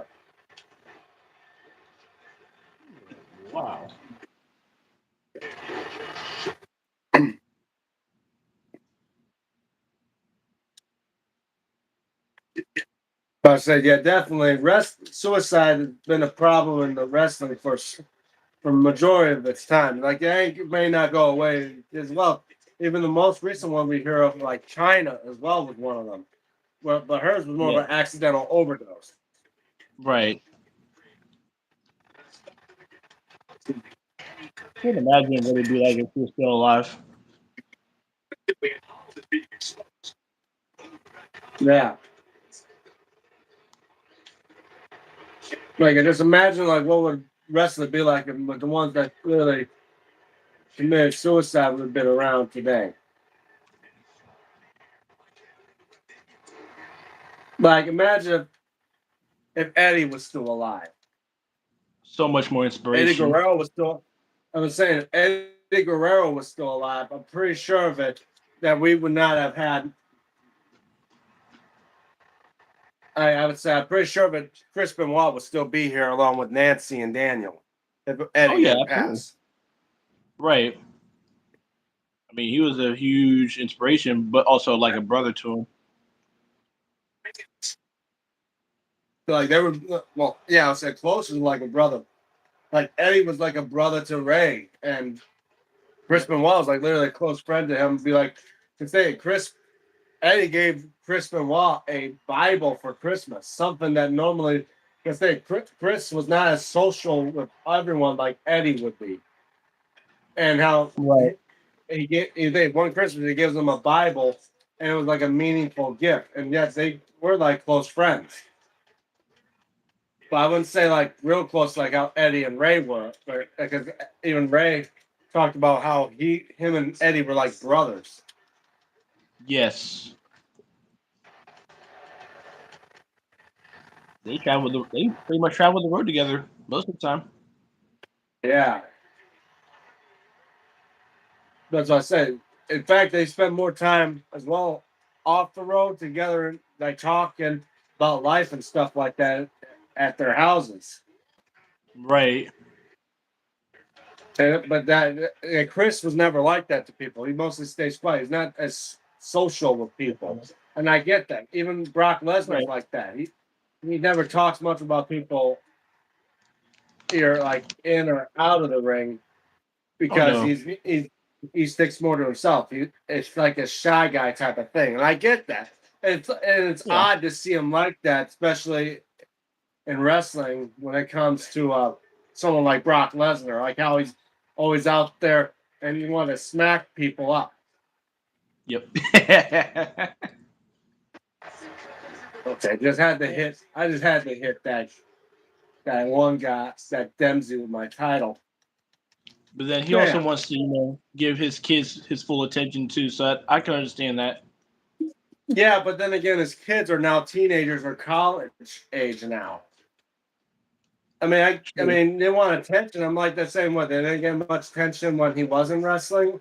Like he was in the UFC, he had many time with them. But yeah, I get that. You want to spend time with your kids? Yes. I mean, he's got like 3 kids now, and all of them are now in sports. Like his Yep. daughter now, that shot put like icon. Yes. My guy literally looks like. But I mean, no offense to Brock Lesnar and his family, but God, his daughter looks like him with a really long Yes. blonde wig. For real. I'm like, I cannot get the image out of my head. She looks just like him. That's like imagine Brock Lesnar with titties and a long hair. Then that's your picture right there. I'm like, oh, I mean, no offense to Brock and his family, I respect that, Right. but come Absolutely. on. Same here. I'm like, come on, that's Yeah. Brock and drag. Honestly. Uh, Like there's and no then one of his sons is a hockey player. I'm like, okay, at least they're going into different sports other than wrestling. Like I say, right. imagine if you do see Brock's daughter in wrestling. I'll be like, what's she gonna Oh, do? Go to just be like into the women's division, start shouting out "Suplex City, bitch," and then hitting them with F5s? yep, I can see that. I mean, think because I'm waiting for when Gage Goldberg's gonna get involved in wrestling. Ooh, that would be interesting to see. I mean, because Gage he just finally is getting into wrestling when his father near the end of his father's days, and I'm thinking, man, I can see Gage being the next one up in line. And even talk about Aaliyah Mysterio getting involved with wrestling. Yep. Be like, Which well, is that'd be something. right. I think that'd be Yeah, interesting to see. to see a brother and sister. Hey, if she does get involved, I can see the brother and sister going for the mixed tag team titles for AAA. Oh yeah, It could be a absolutely. first. It'd be literally a first. Like we have father and son, uncle and nephew, brothers. I don't think we ever did a grandfather and grandson yet, but then again, that'd be kind of weird. Right. But next, to have a brother and sister to get involved with that, it'd be a first because it could actually be done with the Oh mixed yeah. tags. They'll probably put her in the Judgment Day, probably too. If that's even That still a thing at that time. that's if Dom doesn't somehow get out of the Judgment Day, Yeah, exactly. If or the Judgment Day doesn't get disbanded. that too. I don't know. Tons of questions. Yeah, but then again, Judgment Day is kind of getting like old news now. I feel like eventually they need to disband them. I wonder if Roxanne's gonna end up turning on them too. Well, I know probably Roxanne would turn on them because the fact she feels like she's being ignored thanks to Livin and Raquel. Okay. But eventually, I would assume Raquel as well would break from them too. Oh yeah. I mean, as big as she is, she should be literally serving her dominance and trying to Yeah, be that's one the of the thing. top. There's a lot of these dominant women now, and I think that it all started with China. Yep, Like you see exactly. how China was the first inspiration of a dominant woman that would literally Mm-hmm. fight men. Because if it wasn't for her, you wouldn't see Rhea Ripley, you wouldn't see Nope. Raquel, you Nope. wouldn't even see Jade Cargill or even Karma, Beth Phoenix, Yep. None of or these Ronda women. Rousey. Nope. None of them. If it wasn't for China. Yeah, and think it.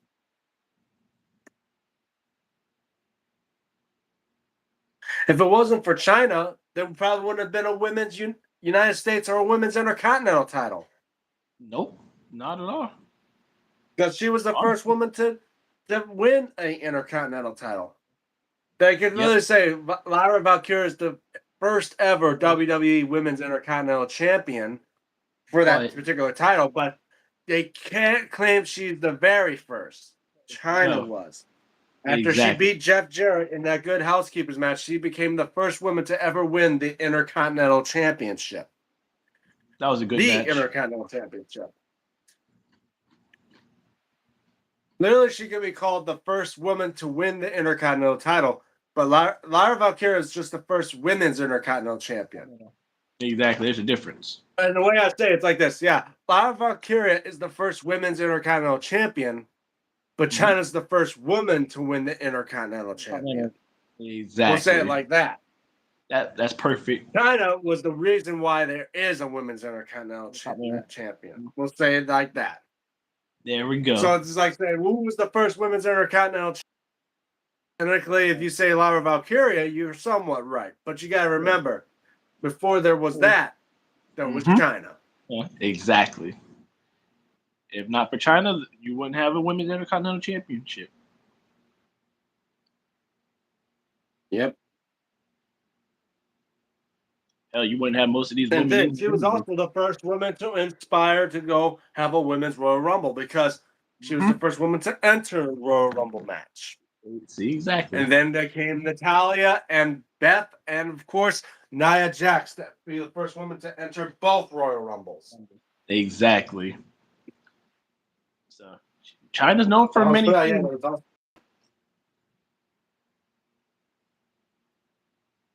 But yeah, there's a ton of those. Literally. And if they really wanted to, I'm pretty sure China could have been the first ever first woman to win the WWE Championship. I can see that. I mean, she had fought for it before. Yes. Wait, who was that again? And of course, she was the first woman to enter a King of the Ring, which helped inspire the Queen of the Ring.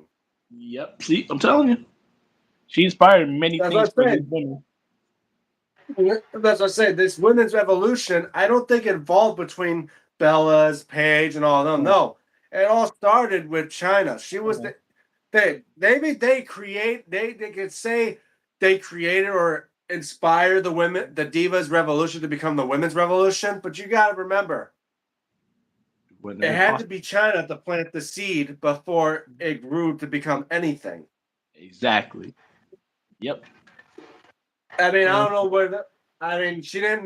Maybe China didn't inspire to have the women's tag titles, but oh, I say she could help someone inspired to make other titles for the women's divisions.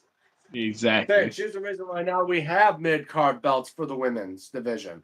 There's Yeah. tag belts for the women's division. Mhm. Exactly. Not just your women's championship. Yeah, because then again, if it was just one women's title, there's enough women now.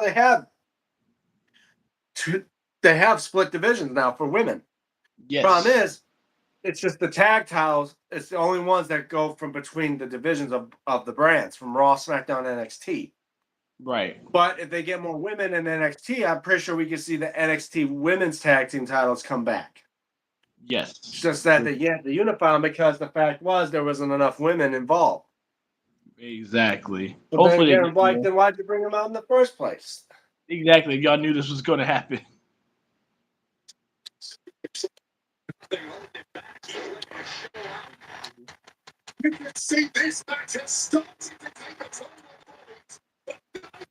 But yeah, I definitely would agree to the fact of many things of inspiring the women. And that's the thing. Most people that watch wrestling, they don't back in those days, they didn't really give a damn about the women.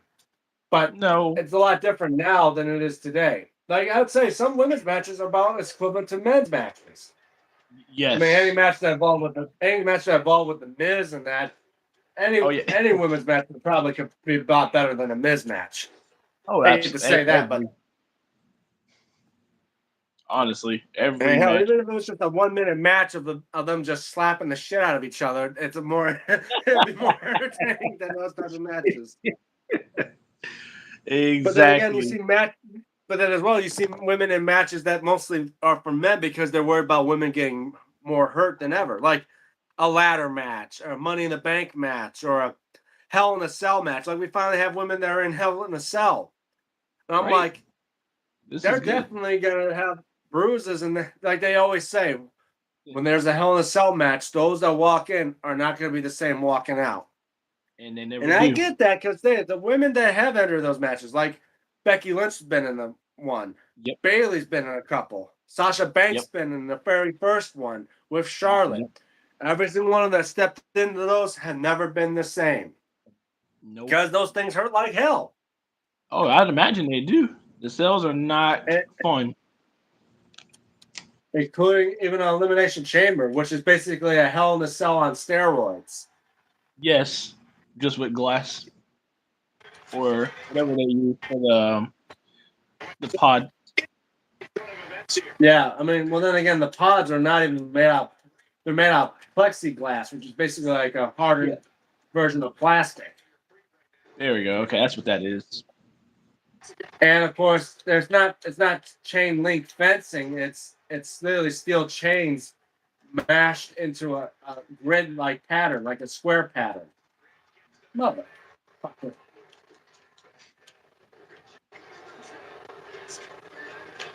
Uh, I mean, the old school ones back when they didn't have that, and it was just the steel chain links. Good times. Or yeah, like the elimination chamber back then when it was a circle instead of a square. You had to change it Yep. to a square so that barricade more. Okay. Because many times it Oh, overhanged where the fans were. that's why they changed it. Okay, I never noticed that. Yeah, I was like, wait, it's a square now? I'm like, what the hell happened to the chamber? Exactly. And like After it the went around a square, and I was like, now it's like looking closer to like a Hell in a Cell type thing. right, But it's still the exactly. exact same. But it's still the exact same feel like the original elimination chamber. Oh yeah, I mean, absolutely. but that's because the fact was you can't fit a round chamber into a square shaped barricade Of course, or cannot area. do that. it'll overhang on the barricade and people could reach up and grab stuff like that. That's probably why they changed it. Ah, yeah, that makes Well, sense. if the overhangs where the pods are right where the barricade is, the referee would probably have to go over the barricade to try to unlock it. Which That's true. that's why I probably didn't want fans to touch the referees and stuff like that. That's why they made it more square shaped so it could fit into them. Ah, hmm. I mean, I that's like just the me. idea. I'm not sure if that's true or not. I mean, it sounds true. It literally sounds accurate. I mean, You want to see any other reason why they wouldn't change it because of that?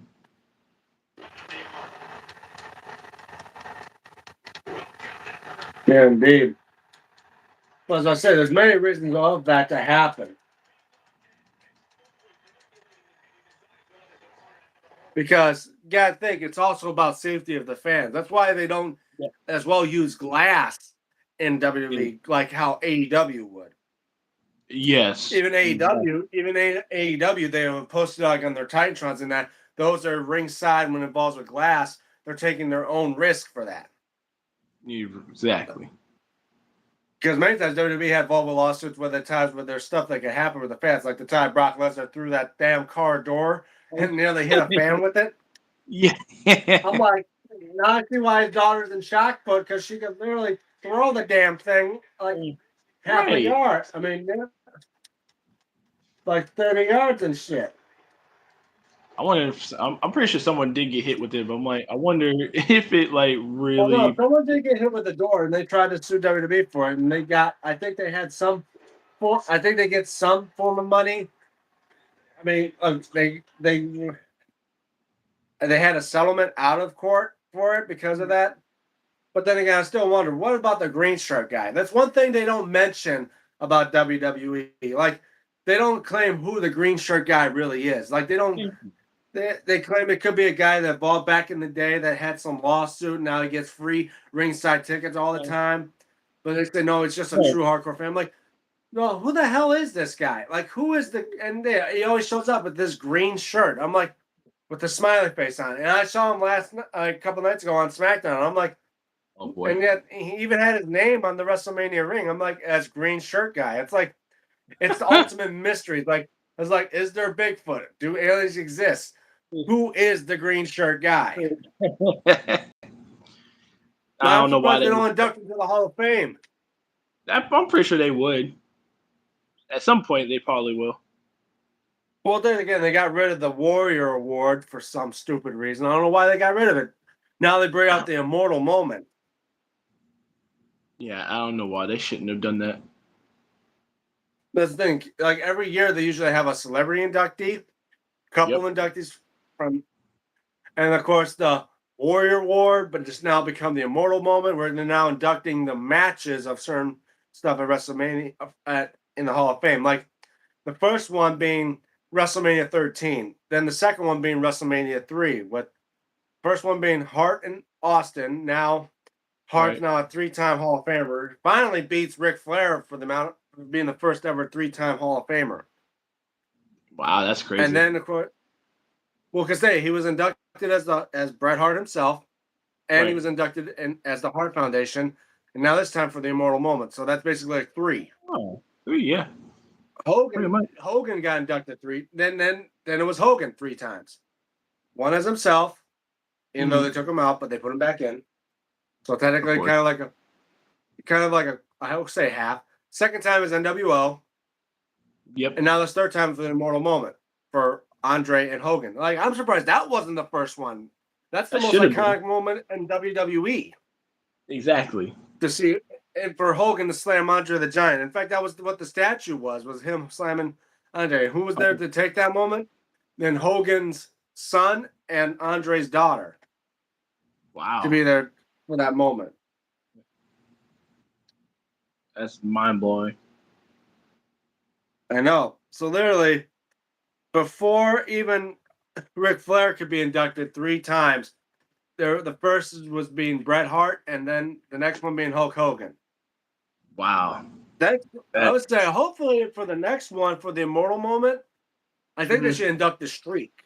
the 21-0 WrestleMania streak could be inducted. If they don't, that's going to be a big problem. They should. Because I say that's an immortal moment as well. And that's not just one match, that's That's 21 matches. exactly. And I can see the statue just being like the Undertaker symbol in between for saying 21 and 0. Oh, yep. And it'd be something to induct, and it would have Undertaker be inducted twice. I'm surprised they haven't even inducted or induct the Brothers of Destruction before they go to that moment. That too. See, that'd be even better. I'm just saying, there's multiple people that can be inducted more than 3 times. Exactly, literally. But who Like knows if they will? Like be inducted as themselves, then to a tag team, and then into immortal moments. Exactly. Flair's just waiting for that one. I'm like, well, then again, what would be Flair's immortal moment? Him and Shawn Michaels in the career match? Probably. Because there's no other matches I would think of Ric Flair being in WrestleMania or immortal moments. Nah, I think it's just that one only. I think his third induction had to be for Evolution. Yeah, I think that would have to be it. Other than that, yeah, it'll be just those two only. And that's the thing. Like I say, like for really, I would say the bigger, like I say, the next big immortal moment would definitely have to be the streak. Because hey, that's not just inducting Undertaker; it's inducting every single one of his opponents. Yep, including Kane. Yep, exactly. Well, Kane cannot be inducted twice. No, exactly. You can't get 2 Hall of Fame rings for that match. And Triple H. Well, actually, now Triple H would get rings for being part of that moment because he was in the match 3 times, but yet he was already inducted as himself and as DX. Yes, true. Triple H actually could get 4. Triple H could actually get 4 Hall of Fame rings. Well, because there's DX, then as himself, Evolution, and then the immortal moment. That's true, yeah. Yeah. So he could be the first 4-time Hall of Famer. Really more than anybody. But I'll be right back. All right. Meantime, we're just going to discuss.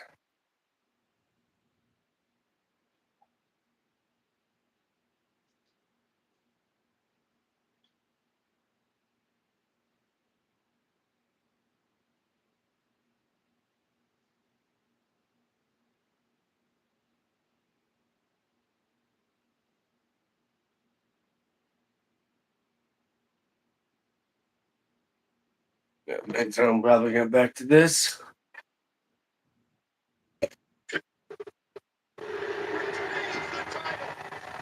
Yep, that's right.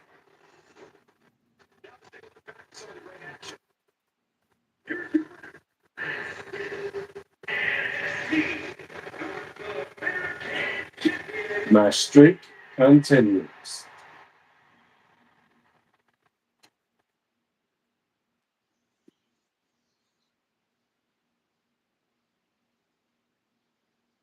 I'm 93-0. Let's see if I can get to 100 before I end this match. Oh, self-promotion. All right.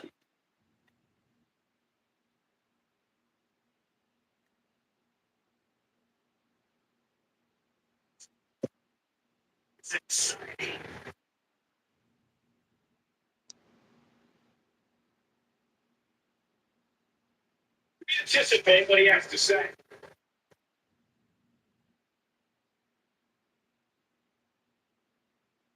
Everybody will notice. Let's turn the camera a bit. Well, watch this stuff a bit.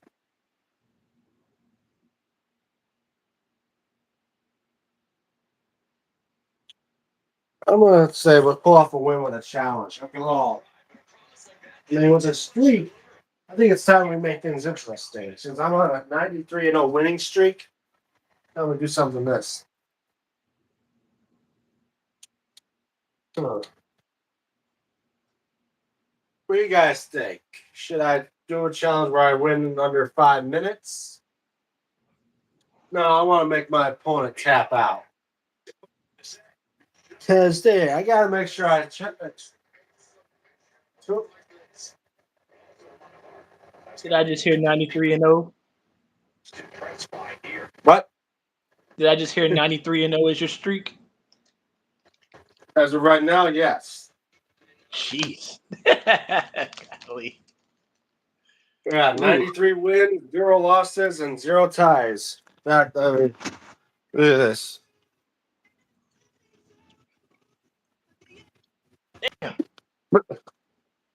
Just Yeah. onslaught. Basically, like my character's like the next Goldberg. Undertaker. Honestly, yeah. Well, but I would definitely say for anyone that is a fan of wrestling or WrestleMania and stuff like that, I would definitely say I wouldn't mind seeing the streak being an immortal moment inducted into the WWE Hall of Fame. I agree. 100%. Because I think it deserves that. I definitely think so because can nobody else pull that off? Yeah.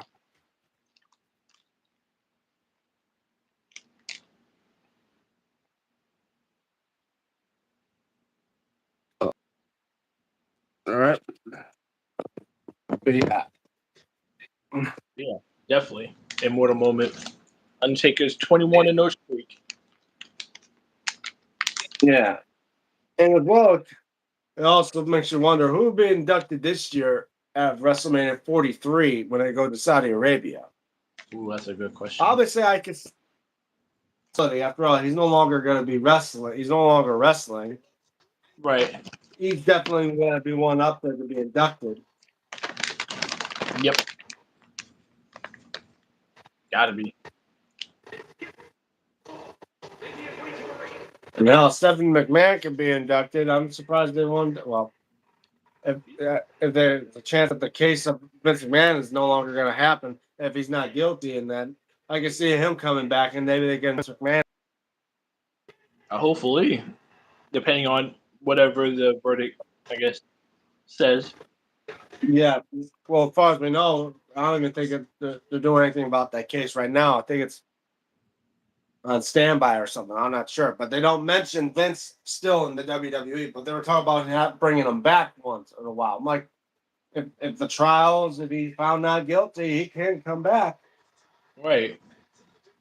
But if he is, then. But then again, they always say that Vince McMahon may never come back. Exactly. It's a possibility of one or the other.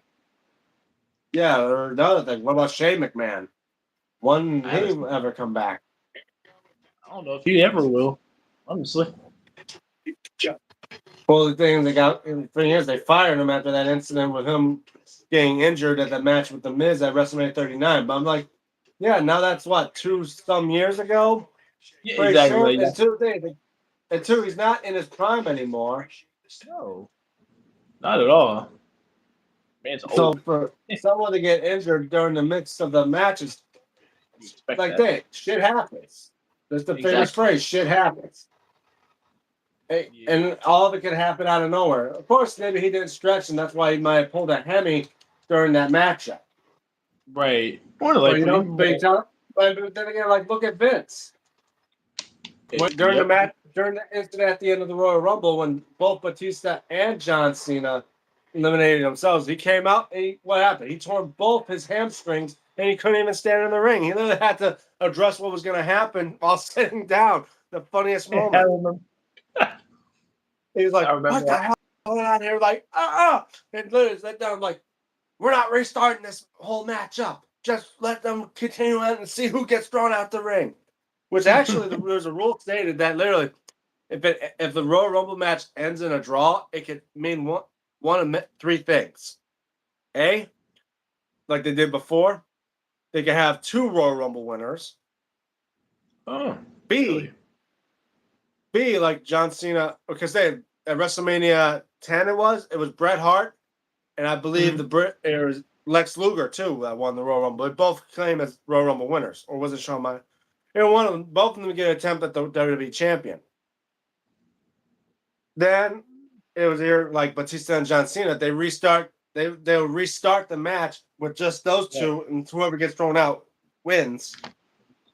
Or the one option that has never happened yet, they restart the entire Royal Rumble from number one Oh no! all the way to 30. Everybody. Oh And god! that's what I'm saying. That luckily they never have to do that if it ends Yeah, in a for draw. Because I'm thinking like the Royal Rumble matches could be 2 hours to begin with. Now imagine another Right. 2 hours just to restart the damn thing because there's someone fucked up. Oh, I'm someone's like, leaving. wow. It's like it ends in a draw. It's like, well, we got 3 options. Here we can have them both Royal Rumble winners. Let Restart them the whole damn continue thing. on the Eric, continue the match again. This time, whoever gets thrown out is the loser, or we restart the whole thing. And Vince would probably be like, God damn, we're not gonna restart the whole damn match. That's already 2 hours wasted. Yeah, right. Both you sons of bitch, both you son of a bitches, get back in the ring and do it again. Bring the Like that's bell. the thing. That even though that's what I say, like it's like they said there was the third option in there, but they rarely would probably do it unless the Royal Rumble matches end within an hour. Like everyone's getting thrown out to the last two, then I can see Right. them Exactly. redoing it. But if it goes over an hour, I'm like, yeah, it's not gonna happen. No, that's the last resort. As I say, that's if it comes to a last resort. Is or yet if the Royal Rumble match doesn't last over an hour, Then yeah, they would restart the whole thing. they would definitely go for the restart option. Oh, cool. It gives everyone else a chance. Exactly.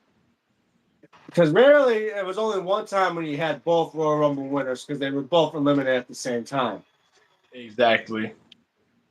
But then when they try to do that again with Batista and John Cena, they're like, no, we're not going to give them both an opportunity. I think that was kind of stupid because they both end up getting opportunities for the world titles to begin with. Exactly. Honestly, it's like just let them get the They were opportunity. they technically did both win the Royal Rumble. It's just that Batista was the self-claimed winner of the Royal Rumble to face the World Heavyweight Champion at 21 for the main event. Yeah. John Cena did Exactly. not. But then again, he still earned that shot at the WWE Championship. Exactly. So I would say technically they still both win the Royal Rumble. Yep. And now that I think about it, WrestleMania 23, Undertaker won the Royal Rumble. He wins the World Heavyweight title. But who was the opponent? Who was the last person he had to eliminate to get that win? That person went on to face John Cena for the WWE title at the true main event of WrestleMania. Let's go, Shawn Michaels. Yeah. So literally, if you think about it, the last two, usually in a Royal Rumble match, depending on who wins or loses, doesn't matter because they both end up getting a world title shot at the end. I never thought of that way. If I think about it, because if there are two world champions, right? It's like, why not just have two winners? as I'm saying, like, let me see. Here, as I say, the ones that are involved in the Royal Rumble match at the end, like Triple H and Roman Reigns. Right. Roman Reigns was the second to last person to be eliminated compared to Dean Ambrose. But then again, that was when they had only one world champion. Exactly. Well, I'm trying to figure out which one was it that involved with two of them. Yeah, I don't really think of any that. The only one I would say that wasn't like that would be like WrestleMania 35 because Kofi Kingston was fighting for the WWE title, but yet he wasn't like the second to last person in the Royal Rumble. Right. Yeah, there's a lot of odd ones. But I'd say back in the day when it was obvious, it's like, wow, the last two in the Royal Rumble usually get a world title shot, huh? Right. I mean, at that point, I have to check through every Royal Rumble to see if I was right about that. Well, but yeah, I will say for 2001, Kane didn't get his chance at a world title when he was one of the last two in the Royal Rumble against Stone Cold Steve Austin. Yeah. Well, then again, he had the most eliminations at that time. That's true. 11 months. That was until Brock and Braun in the broke that record. Well, Roman started with 12, and then comes damn it. There goes Brock Lesnar and Braun Strowman, throwing everybody up like it's nothing. Well, yeah, Braun obviously the one winning with the most, probably because of the the biggest Royal Rumble ever. Mm-hmm. And Exactly. actually winning the damn thing. But still never won a world title. Well, Braun did. He won the Universal Championship. That was only for like. He beat Goldberg at 36. Technically, that's the world title. That's true. So he is a one-time world champion. I believe a one-time IC champion too. Think of all the time. I think he won. I'll accept the U.S. title, but now he's no longer wrestling. He's now Exactly. doing all that shows about eating at restaurants. So he went from one big SOB to one fat SOB. I mean, come on. If you're gonna go places eating a ton of meat, and how do you not be known as a fat SOB? Right. Talk about some. You can get these hands. You about to get that food. No, you're about to get these hands. It's more like he's talking to the food. You're about to get this fork. Or spoon, or whatever the hell it is. I mean, don't get me wrong. I'd say he does pretty good of a show. I'm pretty sure he's still getting sponsored by WWE for doing it. Oh yeah, of course. Which is great. But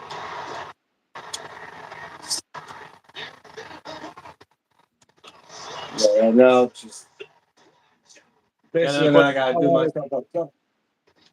yeah, my only question is, who's gonna win the WWE title? I think Monday. Oh, Cody Rhodes versus Sami Zayn. Well, they're Yeah. talking about the fact that Sami Zayn's just a transitional champion. It's probably mean they ain't gonna hold it for till after that night, but hopefully he holds it for just a little longer. Right, just a Because little. that's right, he just won the damn thing. Right, You're I'm only like, gonna make him hold the champion for about a week. literally, and then lose it. I mean, there's been someone like Pat said, there was a champion that held it for like 9 days, but then again, he defended it twice at least within those 9 days. Here, his first defense, and he's gonna lose it after what, 7 days? About to be a world record. It's kind of stupid. Oh, it's very stupid. Of course, Adam Pearce being the one to do it. I mean, there's probably people that held the title shorter than that. They one time Dan Bryan held it shorter. He just literally won it on the day of SummerSlam, but then got screwed by Hunter. Literally, not That's even true. a minute or so. Yeah, literally like a fraction of a minute and lost it. I mean, as I say, those that won the title, but then lose it within a matter of minutes because of the cash in. But you don't have to worry about that until October. Well, unfortunately for CM Punk, that happened too as well. Happened to him, happened to Roman, happened to Seth, Yep.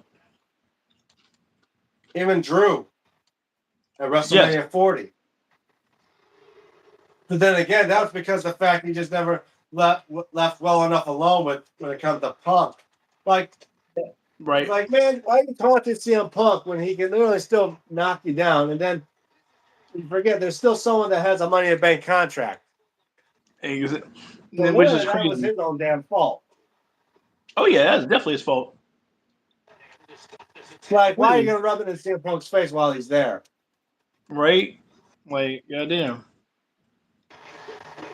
Like, you're a moron. Just win the title out of there. But then again, like I said, but I'm saying like that's. But then again, it was all remember it's wrestling. It's all part of the plan. They do that for a reason. But it's like I get that, but sometimes it's just like you ever think of doing something that's not as stupid. You're right. Like don't rub it in Punk's face when you know he's the type of guy you don't do that shit to. You literally just. Yeah, he may have a messed up arm, but you forget he's still got one good arm. Yep. Same thing with John Cena and Edge at New Year's Revolution. After he won the match, yeah, that same day, cashed it in. That's what I say. You gotta be careful about the Money in the Bank cash-ins. They can happen at any time. That's right. When you're only at your worst. I mean, only twice. I'd say at least twice or three times. No, it was three times that the title was where they had a Money in the Bank cash in when the person was ready for it, and he wasn't as vulnerable. It was when RBD announced he was going to cash in on John Cena for ECW. John Cena Okay. cashing in on Punk, Yep. and Braun Strowman cashing in on Roman for the Hell in a Cell match. That's Those true. were the only ones, as far as I know. Yep. I can. Yeah, pretty much those ones. Every other one, everyone was already. And I find it funny because literally John Cena being one that held a Money in the Bank contract, but yet you would never suspected him to be the first one to try to cash in and fail. You're right. But then again, it wasn't his fault because it was a disqualification because someone got involved, but it still technically counted as a loss. Exactly. But the very first one to try to cash in and fail was actually done on John Cena with Damian Sandow. No one got involved. Oh yeah. Sandow tried to cash in and failed. Yep. That was the only time they had something like that. Funny though. Yeah, it's still funny. I mean, before it was always 100%, but ever since John Cena, Sandow, Corbin, and now Theory. Mm-hmm. Wait, did Theory win? Did Theory win his cash? No, I think he failed at his cash in. Yeah. So far, out of all the Money in the Bank winners, only 4 of them have failed to cash in. Exactly. Actually, now there's 5. I forget. Now there's 5. What was the other one? Because Drew McIntyre. Oh, wait. Oh yeah, that's right. Yeah, he did. Yeah, because thanks to CM Punk. He failed at the cash in too. So now there's more than. So they say it's like 70% or so. Usually, always have a better chance of winning, but it's like there's still that 30%. That you honestly don't see a lot of that just try to cash in and fail. Yeah. But it's still, but I say it's still, the odds are still better in your favor than they would be for the others. Oh yeah, absolutely. But then again, if you have a lot of grudges in the locker room, a lot of them may think, you know what, let's just screw him over. Right. Which would probably be Vince McMahon right there to tell you that. Yeah. Man, we're gonna go ahead and fuck him over. But yeah. But it's funny.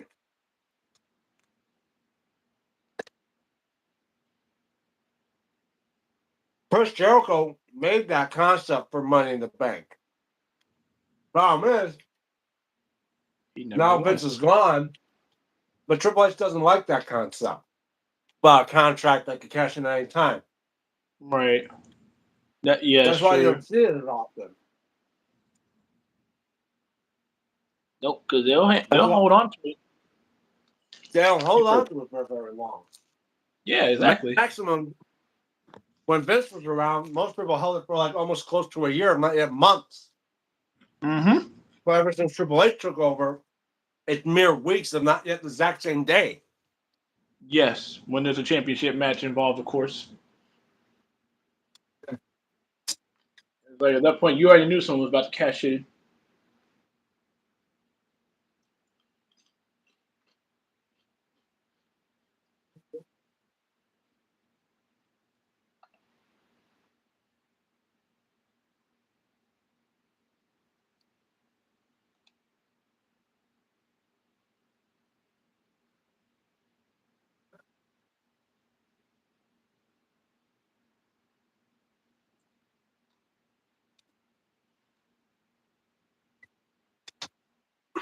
But yeah, it's like Triple H does not like the Money in the Bank concept.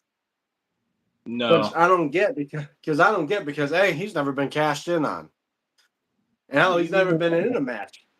Exactly, he's never been in a Money in the Bank match. I mean, it's probably because of the fact he's only been in a couple ladder matches, and he's probably not a big fan of them. No, I honestly don't see being much of a fan of that. Or he's just not a big fan of someone coming in just to get an automatic match right after he had that match and then just lose the title. Yeah, I think Undertaker's been cashed in on. I think at least once. Edge, I think. Yeah. Yeah, Edge. He's only been cashed in on once, and he's still gone along with it. Yeah. Hell, even having a ladder match for the title, and he's not even a fan of that.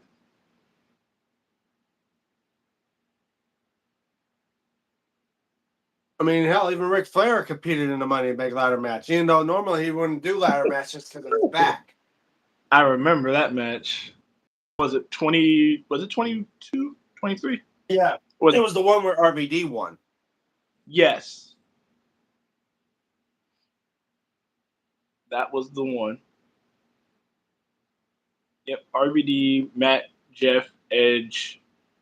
I think Shelton Benjamin, and was it MVP or was it somebody else? No, I don't think MVP was in the 22. I think he was at 23. No. 23, he was facing Chris Benoit. Oh, wait, was it Finley? Like I said, I can't remember. Finley was in 23, I think. He was in the 23 one. I don't know if he was in 22. Bobby Lashley was in. Bobby Lashley was in, I think, was at WrestleMania, was in the Money in the Bank ladder match at 22. There we go. That's who it was. Okay. Yeah. I couldn't remember who the other participant was in that match, but yeah. Ric Flair taking that superplex off the ladder. I'm like, what? Why? Yeah, well, he has a bad back. I'm like, man, that guy's like in his 60s and he's taking a bump like that. He surprised he ain't paralyzed. Right. I don't know. I still take consideration in what he said at WCW at that one time. If it wasn't WCW, I think it was WWE, where he said that he almost got electrocuted, but it completely missed him. It was probably WCW. I don't remember about WWE were involved in him being electrocuted. Probably due to that one match that they had in WCW where they had Abdullah the Butcher in an electric chair or some shit. Yeah, probably.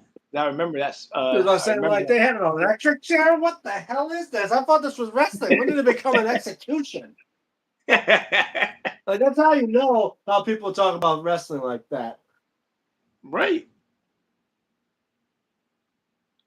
Wow. He was like, yeah. See, like he has some guardian angel protecting him, apparently, which is good. At that age, Then again, there's a lot of near-death. There's some people that did have near-death experiences in wrestling before as well.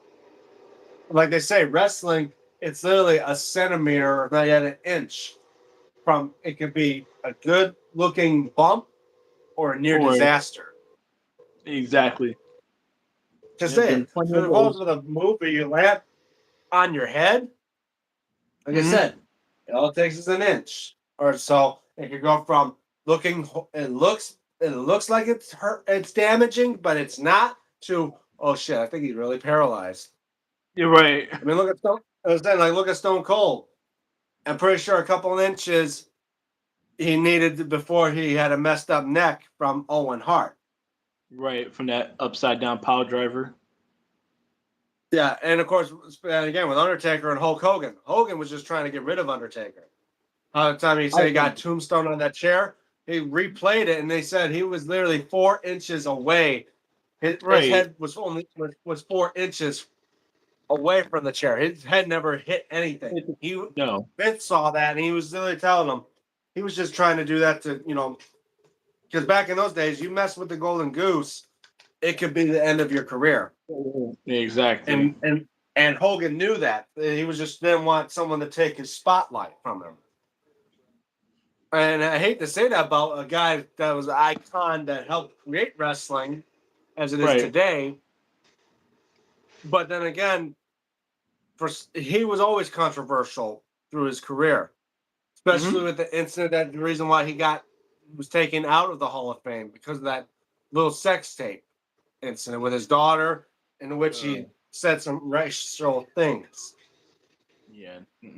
But then again, he did apologize for that. But then again, it's like, no matter how many times you say sorry, people still going to remember what you did. Exactly. Never be forgotten, ever.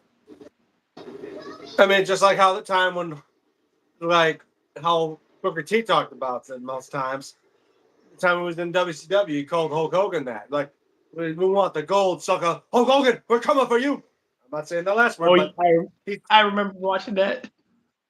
And literally at the end of it, when Mean Gene starts talking, he's like, shit, did I just say that on live TV? Which is funny because, hold on. All right. I'm gonna turn that down a bit. Yeah, I'm pretty sure you hear it in the background, but literally, let's say back in that day, to drop the N word on live TV, I'm like, I get it. But then again, he was from the streets. Yeah, They say that around like, I mean, it's like this. If an African American never dropped an N word on TV, it would feel odd. Like he was like, was he trying to be a white man? Like Yeah, that exactly. Uncle Ruckus from the Boondocks. And I'm like thinking, okay, I get it. But nowadays, it's kind of a hard thing to get through. Now you don't hear it at all on TV because, Yeah. But I was like, you still hear it every now and then. All thing is in the movies, like the scary movie that just come out. Obviously, yeah, they have that. But problem is, in the older, like in the 90s and that, you've seen the white people drop that word. Yeah, But then again, I think they get a pass for that because then again, like Scary Movie 2, the opening, they play that song "Shake Your Ass, Watch Yourself," and you see a bunch of white people. I'm like, only the Wayne brothers can tell them they got a pass for saying something like that. Oh yeah, of course. I mean, as long as they get a pass, I think it's okay. Because nowadays, you see a white guy say that on the camera, pretty sure he's gonna get a lot of hate. But then again, they need the African American to come by. It's like, hey, I gave him a pass. Right, exactly. That's literally all they need. But I'm saying, like, for me, like, I have a bunch of friends that are African American, and I know how they drop that word around, like saying hello. But it's like, I don't have that type of thing in me. It's like, even if they give me the pass, I'm like, I'm not gonna use it because it's like that's just not me. And two, it's like I feel bad for like how it is for most people in the family back in the day. Probably were like that. I'm like, no, not me. That ain't me. But I'm saying like, and as well, I even watched stuff on like the videos on Facebook where they show like the Sanford and Son show. Oh. Literally, they have Red. I forgot the guy's Red Fox or something. His name is. I forgot his name. The one who plays Sanford, Fred Sanford. Yeah, I think that is. They show a video of him in the courtroom. He's like, "Look at all these guys here. Not one white person. Locking up all the." I'm like, they actually able to drop the N-bomb back in the day. Well, probably back then it wasn't like a cuss word. It's not like they were dropping. Look at these fuckers here. Like they didn't say that on TV. But I'm like, nowadays that's kind of like close to a swear word as it is. Exactly. It's like you can't really use that as much.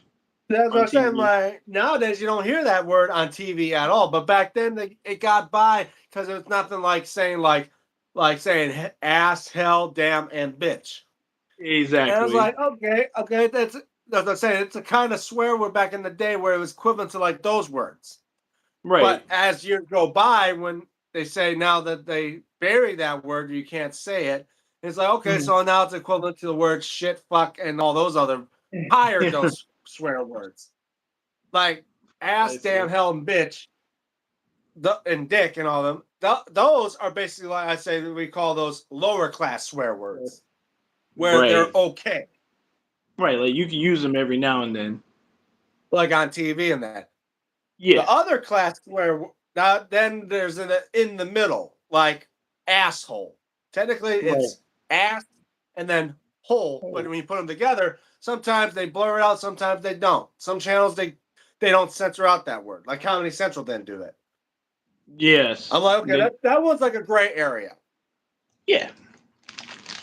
Then we get to the top tier words, like shit, fuck, the GD, like those type of words. Those are the top grade ones that you may only hear in the movies. Yes. Like those, we get to like the PG and rated R rated swear words, which I find funny because it's like you watch a PG movie, they drop shit as many times as they want, but but then again, they still count as PG as long as they only say fuck once. Yep, one time, that's it. That's all you get. Yeah, I'm saying it's like what movie am I in? It's a PG movie. Oh, so that means I can say the F-bomb? It's like, yeah, just once though. Ah. You're I right. remember like, Like, I was like, at man, what point? you don't know me, do you? I'm the guy that dropped an F-bomb almost every 5 seconds. They're Not like, you're in the unlimited. wrong movie, man. Yeah, but as well, I remember that like on MythBusters, like near the end of the show, there was an episode they talk about fitting 5 pounds or like fitting 10 pounds of shit in a 5 pound bag, like that myth.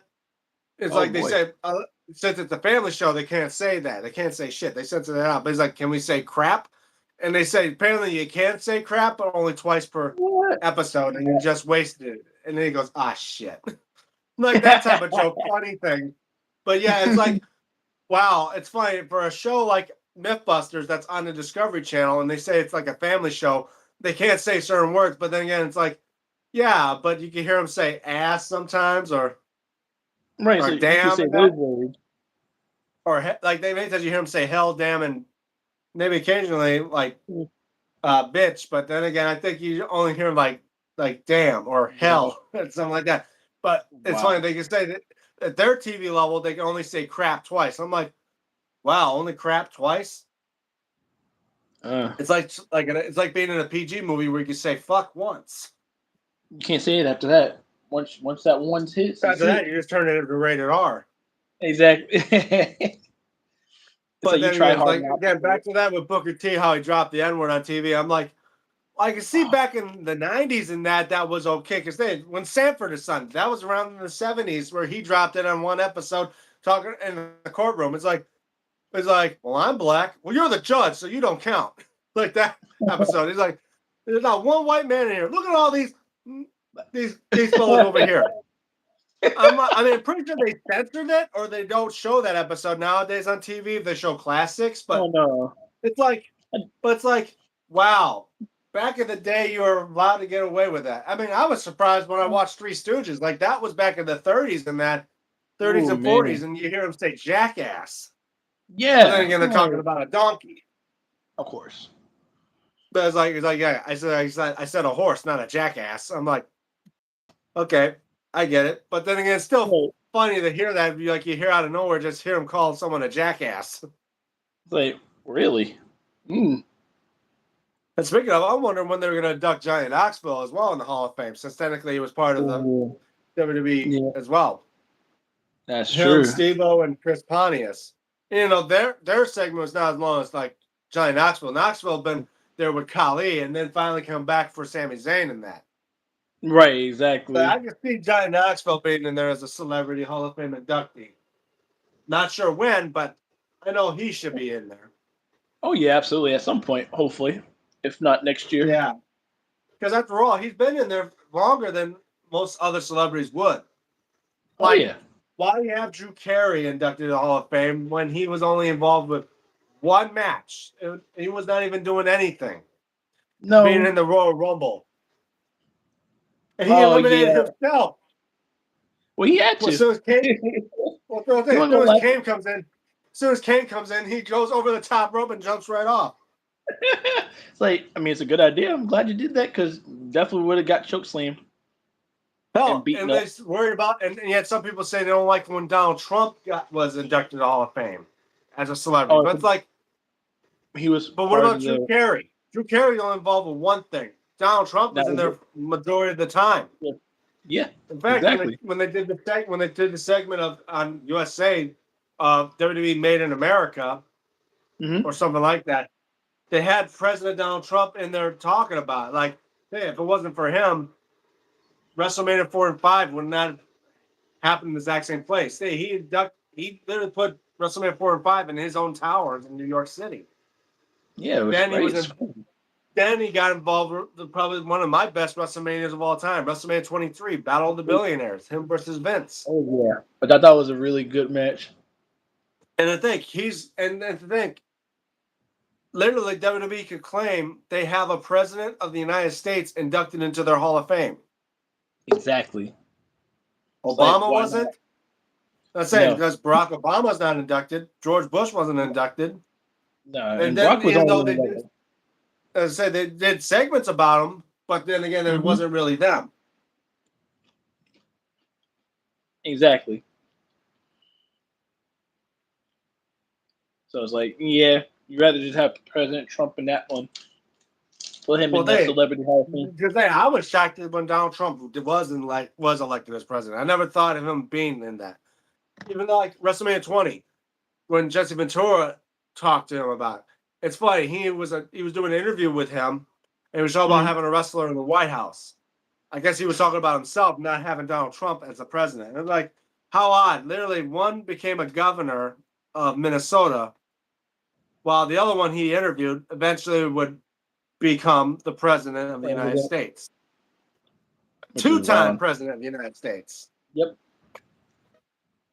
Being technical about it. But Yep. Absolutely. Terms. and as I say, and then years later he says, I don't feel like Donald Trump should be inducted into the Hall of Fame because that's most likely for wrestlers only.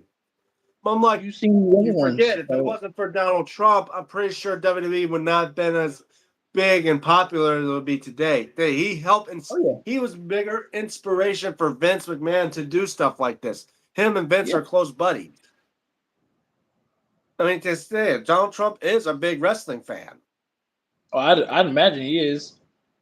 Well, he's been shown on WWE numerous times. Not only, in fact, running Raw for a little while, Yep. I then remember that the too. Battle of the Billionaires, and of Mm-hmm. course, being seen on like 3 or 4 WrestleManias, including the one where he got inducted. I think that was when they were in New York, New Jersey, WrestleMania 29, Yes. when he got inducted.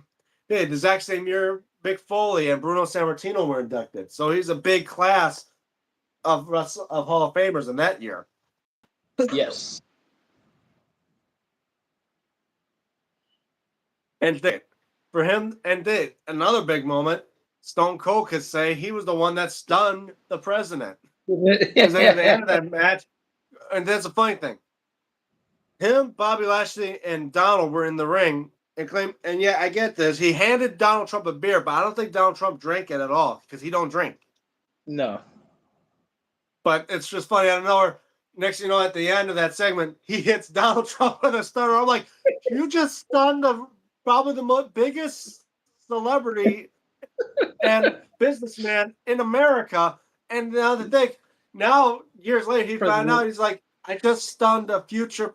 Now he can claim he stunned the future president of the United States. It's an But honor. obviously nowadays, they won't be able to do that if he was president. Superstars will tackle his ass down. Oh yeah. Honestly. But yeah. Man, this is some good stuff. Yeah, if it wasn't for Donald Trump, wrestling wouldn't have been as good as it is. Probably Even as say, it was. let's say, because like I said, most people don't like how Donald Trump is as a president or all that stuff, or whatever he does. But I'm saying, hey, he's still, I mean, no matter what you are in political ways, like for me, I don't stay political. And I don't mention my stuff about being political because then again, I don't want no arguments between Democrats or Republicans about my opinion. I keep those private, just like The Rock does. Like for me, I don't really care as long as they don't fuck the country up. That's it. And as far as I know, Donald Trump has not been fucking the country up. In fact, he's trying to improve the country. Literally.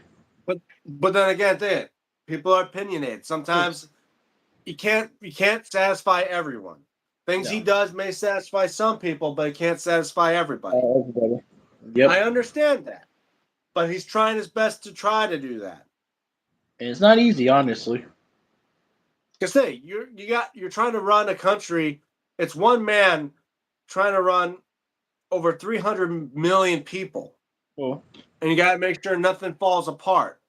That's a lot on a person. Back in the day, like I said, 250 years ago, when George Washington in the 1780s, yep. when he became president, back in those days, you only worried about what, 1 million, if that, if there was a amount of people there. And now So look at today, we have over 300 to 400 million people you have to take care of. Exactly. And plus, worry about rival countries and make sure to keep peace. There's a lot of things you got to worry about nowadays. And this one man, That's why most presidents, you see how when they come in as president 4 years later or 4 to 8 years later, they look like they aged over 20 to 30 years. It's the amount They of couldn't. stress. Mm-hmm. And then Exactly. Donald Trump's the only one so far as I know that looks the exact same as he came in. Yep. He hasn't changed not one bit.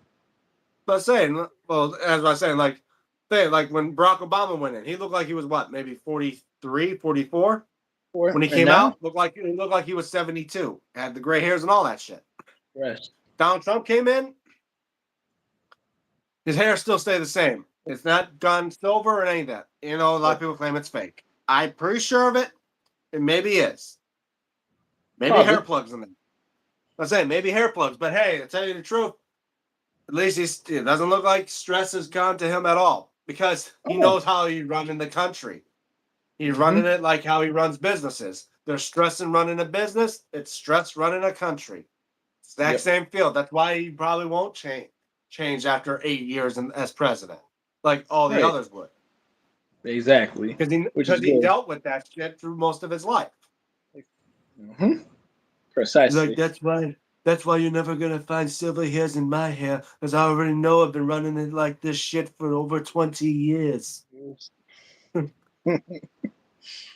But I gotta say, like, definitely, I would say as well, for this being after the 4th of July, WWE has indeed been a great product of Americana.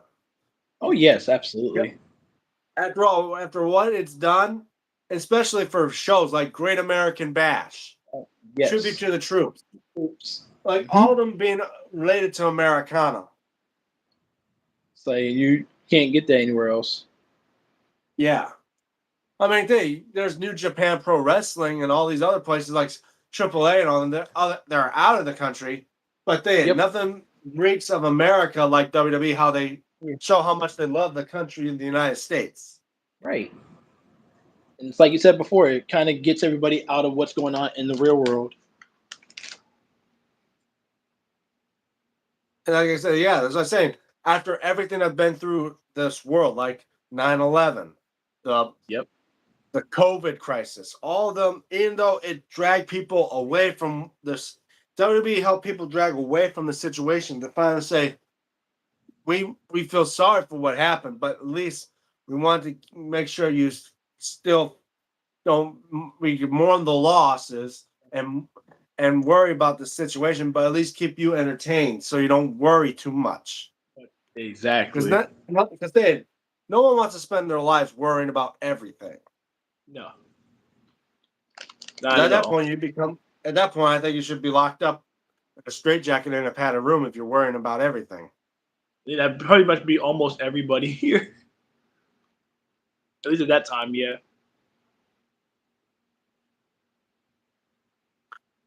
Yeah.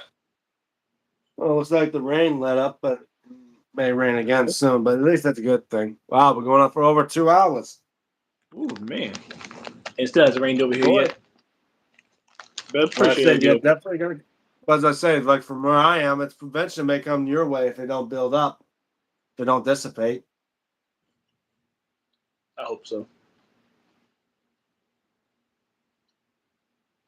Kind of getting tired of the heat, anyways.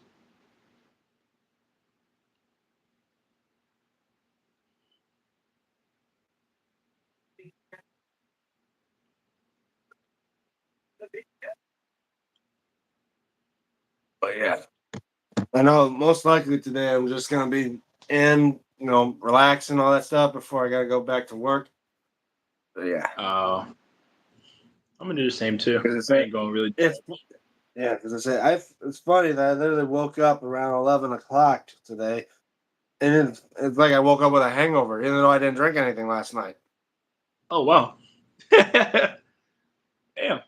I think by the time I messaged you on Instagram, I was like, he'd probably be up by now. Normally I would be want to wake up around 10 or so, but if I stay up later at night, I sleep in more often. And two, it's probably because of the weather that made me sleep in more. Because I wake up and it's already thunderstorms and shit outside. That's true, yeah. I didn't think about that. But I was like, when I'm looking at the time, I'm like, oh, it's 10 o'clock. Okay, better get up. Ugh, and it's like I feel like I'm hungover and shit. I'm like, why do I feel like I've been drinking all night, even though I haven't had one alcoholic beverage at all? Did someone sleep? Did someone slip whiskey in my drink? Something like that, or just kind of just gulp some down your throat while you were asleep. Well, at that point, they might as well just be stuffing my mouth full of pills too while they're at it, trying to kill me. But no. For real. Now you're really hung up with a hangover by the time you even get up. You Well, don't if want I to get ever up. I wake up at all. That too, yeah, That's like- exactly. You'd probably be out at that rate. yeah. But I would say definitely how wrestling has changed over the years. And I would say definitely it has to change. Forget if it still stayed the same as it was back in the 80s about like an American icon facing a foreigner from a different country, Mhm. it would just feel out of date. Yeah. I think at that point it would have already gotten stale. You're Because I talking think it's about like it's the exact same thing. It's like different characters, like a remake. exactly. Like if you think of it like as a movie, it's literally the exact same story just being remade over and over again. Kind of like Superman. Yeah, honestly, Basically, same that's what it is. It's basically like the DC Superman story heard again and again from the same 50s all the way to today. same plot, Which same I don't get result. me wrong, because that's how. But don't get me wrong. It's like yeah, we already know the story, but how many times can you change the story up? Yeah, you can jump as many times as you want, but we all know at some. As I say, at least they have different styles of stories. But now it Mhm. makes me wonder about the bloodline story that they're doing Hmm. with WWE. They still have it going on, like they're building it up. And it's like, why are we still doing stuff about the bloodline? Because the last time we had stuff with the bloodline, that led to being a champion for nearly 4 years. And I hope they're not doing that still. I feel like they're going to try to. Like, like the 4 years, okay, it was all right. Yeah. I mean, but then again, that's why I say through that time, I call it the and still era because most of those champions been champions for over a year. It's like maybe back in the day, like the early days, that was Mhm. common to have a champion for over a year or maybe 3 to 4 years. Right, But but that, now, but that era, but I was saying that era of days has probably kind of come and gone because yeah, nowadays people want to see something. Because nowadays, I can see certain wrestling fans are interested in the next new thing. They don't like this oh, because nowadays they don't want to see the exact same person over and over again. right, Just like exactly. how they want to see LA Knight grow bigger, but since I think Triple H has a thing against him, you're never going to see him become a world champion, as No, they screwed far as him I over. know. Yeah, they kind of did. I feel like if anything, he should do what Cody Rhodes did: jump ship to maybe AEW or something, grow big in those Yeah, companies, then come back, and which will lead to him being maybe a yeah, increase his value up more yeah. I or think that'd be change a up good his idea. idea of a character. I think you should honestly, because they gonna put him in these same scenarios with either the bloodline or just not really getting much of a championship opportunity, anyways. And that, what do you do at that point now? Because you don't want to stay in the WWE and continue doing these same exact runs every single day Yeah. and dealing with the same people or fighting the same people like the Usos. You know what I'm saying? Rivalries like that, exact same people over and over again, it gets tiring. Just Exactly. like I say, like with The Rock and Stone Cold, the best rivalry they ever had. It wasn't Right. constant. They weren't wrestling each other for over the like 3 to 4 years they've been around to each other. It's every Right. now and then they'll see them and then they'll go to wrestle somebody else. Like their first Exactly. big rivalry for the IC title or that, and then WrestleMania 15. Yeah, Yep. they wrestled each other there. Backlash, they wrestled each other there. But then you don't see other matches in but all the way to like WrestleMania 17. They weren't even Exactly. rivalries against each other in 16. They Nope. wrestled each other again at 17. But then they didn't wrestle each other again after that until like didn't even get 19. to 18, but then 19 was the last of their rivalry. Yep. As I Exactly. say, they spread the rivalry out more to make it more of a lifelong historic rivalry. But if you That's what keep they it going if you keep going over and over again every week for like 3 years, it gets from being Tiring. historic to just being boring and dull, and then just dies out. Exactly. Like it loses its interest. That's what I'm saying. Like people who know about big classic rivalries, like Sami Zayn and Kevin Owens is a good one. They never battled each other all the time. It was like best of friends, bitter rivals, like that type of deal. Exact same thing like with John Cena, Edge. Yep. Oh yeah. Great Triple H and Randy Orton. I don't know, Shawn Michaels and Razor Ramon, Shawn Michaels and Bret Hart. Their rivalries read out as well. Yeah. Well, then again, Shawn Michaels and Bret Hart was a big rivalry because it was a real one. Exactly. It was actually a real one. Yeah, but then they made up. I remember that day. So I was saying, like some rivalries, they last longer and people know more of them because the fact is they're not wrestling each other constantly, but they wrestle each other enough to know it's a biggest rivalry. Right. That's all you really got to do. Yeah, definitely. I'd say if you want to make it to be like say if you have a rivalry going between two wrestlers, I say don't make them wrestle constantly, but make it to where they wrestle enough times to where it's not like it's an on-off rivalry or like it's a rivalry that only lasts a month. It's like you want to make it people remember. Oh, do you remember this when they hated each other? It's like a Rock and Stone Cold. It's like the only way you do that. It's like keep them at a constant rivalry for maybe like a month or so, then make them go wrestle other people for a little bit, and then something that leads them to go to continue the rivalry again, and keep it going on and off, and then want to end the rivalry, lead it to where it involves with them, as I say, one last time, just like we've seen now with SummerSlam, Seth Rollins with Roman Reigns versus Seth Rollins. Yes, where they showed that it was like literally said. Like between Batista and Triple H, he's like said, you beat them all except me. That's the story of this rivalry. It's like that exact same thing with Stone Cold and The Rock. How The Rock never beat Stone Cold at WrestleMania until 19. Yep. I mean, I'm pretty sure he's beaten Stone Cold in a couple matches through the rivalry, but yet I think Stone Cold won the majority of them. Yeah. Exact same thing like that. Even Goldberg and Brock. Goldberg beat Brock at WrestleMania 20. He returns to Survivor Series, beats Brock there.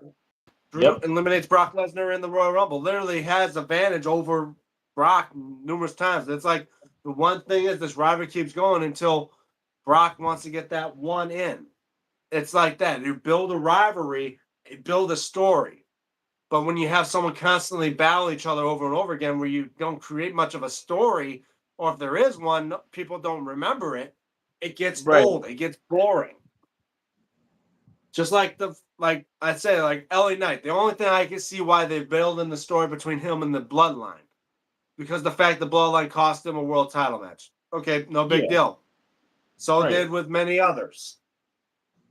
But if you constantly keep it like that, what is other reason? Like it's like a lifelong rivalry. You want to make their lives a living hell just because they cost you one world title match. Right. It's like okay. It's like it's old hat. If you build up a reason like they cost me matches and they cost me reasons why I can't become a world champion, it builds a bigger story. Like now we're seeing like he wants to team up with Solo because Solo hates the Bloodline because the Bloodline just cost him his MFTs. They all just split apart. But he can't do it alone because now it's 1 against 4 with Roman, Jacob, and the Usos. Right. He's like, I need to build up someone. I need to build up a team that can help me stop them. Where we can see a bigger build, where we could maybe see Solo get Royce Keys and LA Knight to his side. Right. But then it's like but then again, that's still 3 versus 4. You need somebody else to join them as well. But that's what I'm saying. Like my way of saying that is they're trying to build up that story, but you just can't make it constant. Make it build up to make it like a big rivalry. Like his bloodline story has been going on for 4 years, over that. And you Really want over to, and it went away for a while once Roman lost the title. Yeah. But then when you bring it back, it's like, okay. But this time, try to make it something different. Don't make it last 4 years. Yeah, no. Because Gotta do something. I don't see Roman want to hold the world title for another 4 years if he's not going to basically defend the damn thing. No. Someone's gonna have to take that from him. And that's what I'm saying. I like you're building up because, like I said, the Roman versus Seth at SummerSlam. They claiming this is going to be the last time because I'm saying because I don't. Seth's saying he's not sure how many years he's got left, and he's like he told him at Raw, there's not many stuff left to do. I'm thinking one last time because Roman wants to prove to himself that he can beat Seth. He hasn't beaten Exactly. Nope, not at all. Not when it mattered. At all, honestly. Which I feel like they'll probably give it to him. Well, every good story has an end. Oh yeah. One way or another. Even though there's one that happened was Stone Cold beating Bret Hart. Hmm? Because I don't think Stone Cold has never beaten Bret Hart. No. Their rivalry always ended with a clean sweep. Sometimes that happens, but but a bigger story to make that character big is the fact that he actually finally gets that one win over the other. Yep. That's normally a common thing that happens. Of course. Even like Undertaker and Brock Lesnar. They say Undertaker has never beaten Brock Lesnar in their career matches, which I can agree with. I don't think I've ever seen Brock Lesnar lose to The Undertaker except until SummerSlam. Yep. And even then, that one was controversial. Because then again, the referee didn't see him tap. The bellkeeper did, and the bellkeeper rang the bell for himself, which by rules of wrestling or the rules of WWE, the timekeeper does not end the matches. He can't ring the bell. The referee calls for the bell. Hence why the match didn't end. And then again, with him not seeing what was going on, Undertaker hits Brock below the belt and then makes him tap out. Well, pass out, not tap out. Right. But it's funny. I'm thinking, wow, Undertaker used to be this big, powerful, scary being. And the only way for him to stop Brock was to basically hit him below the belt, which don't care if you're Brock Lesnar or the biggest, toughest guy. One hit below the belt, you're dropping one way or another. Yeah. But Absolutely. I can get it why I see smaller wrestlers go to that like that. I would say I call it a desperate situation. Like I can see like maybe possibly Roman maybe once or twice doing it. Seth Rollins doing it for sure. Dean Ambrose, Rey Mysterio, like all the smaller former wrestlers doing something like that that would do that to Brock to keep him down. Of course. Like for me, hell, if I was facing Brock, I would go right below the belt too. Literally make it a no disqualification match. As soon as he tries to charge at me, drop to my knees and bam. Right below the belt. And then watch and be like, oh, I'm sorry, did that hurt? And slap him across the face. But then again, if I did that, all I probably would do is piss him off. Oh yeah. Drop you with so many F5s and suplexes. Oh no, he'd probably just break my damn arm with a Kimura. Oh yeah, and just ended like, nah, you're going down now. I mean, unless it was scripted to do that. But like I said, I don't think he would deliberately break people's arms for real. I mean, if he actually did, I'm pretty sure he could be sued for it. Yeah, honestly. Because I say a Kimura lock really is a dangerous move to do in the ring.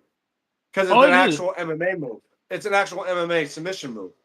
Because my brother tells me, when you put a Kimura lock on, all it takes is 5 pounds of pressure. And just snaps. That thing. You just jerk up with 5 pounds of pressure. Hey, your arm's not that built to withstand that type of force. Mm-mm. And think how your shoulder pivots and all that. So ear 8, you could dislocate the elbow, dislocate a shoulder, or your arm gonna just snap. Exactly. And that's what I'm saying. That's what I'm saying. I hate this. I talked about it before. I went with my brother when he did an MMA match. Obviously, he didn't win, but he came out okay. The next match we saw, the guy was in a Kimura lock, and everyone was cheering all that. I'm like thinking, oh. He kept rearing it, and I had to look away for a second because I didn't want to see I didn't want to see that. But as soon as I look back, arm spin back down like a pinwheel. I'm like, oh my god, he broke it. Yep, it's broke. I mean, I feel people's pain. Yes. Because that's why I hate watching shows like Scarred back in the day. Yes. Or watch those I remember watching the scene from Tosh.0 where they're doing like arm wrestling matches, and one of them you just see that snap. I'm like, oh god. Ooh. Like seeing it on TV it was bad enough, but seeing it in real life, I'm like, oh god. No, I was literally went pale white seeing it. I'm like, oh god, I'm gonna get sick. Like I feel people's pain seeing that shit. Ooh, nah. And that's what I'm saying. Like, man, to see people get hurt like that, like when bones break, because I already dealt enough with a dislocation. That shit hurts. I never had a broken bone. Well, thank God for that. I may have like a slight fracture, but not a clean break. But to see shit like that, it's like, oh, I can feel people's pain. You already know exactly what they're about to go through and deal with. It's like, nah. Well, I also, like I said, I've done wrestling in a ring. I've had people. One time we were just doing like a training session in the ring, me and my brother. Right. My brother didn't land right and nearly almost broke his damn neck. At that, but then I got the worst part for me was I worried. So I was like saying this was my brother, and I nearly almost. I felt like it was my fault. I was like, oh shit, and I walked out. I rolled out of the ring and I walked away. That was the one thing I shouldn't have done. I was told you shouldn't never do that. Because that's the thing. It only causes. Well, no. Obviously, you want to back away from the wrestler. You don't want to do anything if he is hurt. But the worst case is to cause a panic.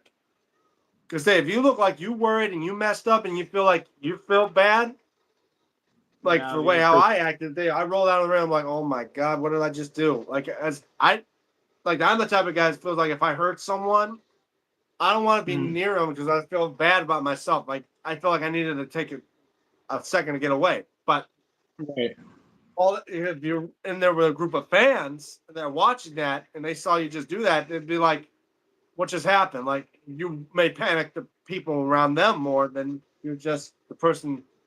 Like it'll cause more panic and worry. They say you don't walk out and walk away. Best bet you just stay around, just try to catch your breath, try to see if the guy's okay, like that type of thing. I learned from that. So, and then just after that, of course, the exact same day, a guy tried to do a springboard dive out of the ring, landed wrong on his feet. I think he caused a slight fracture in his leg. He couldn't.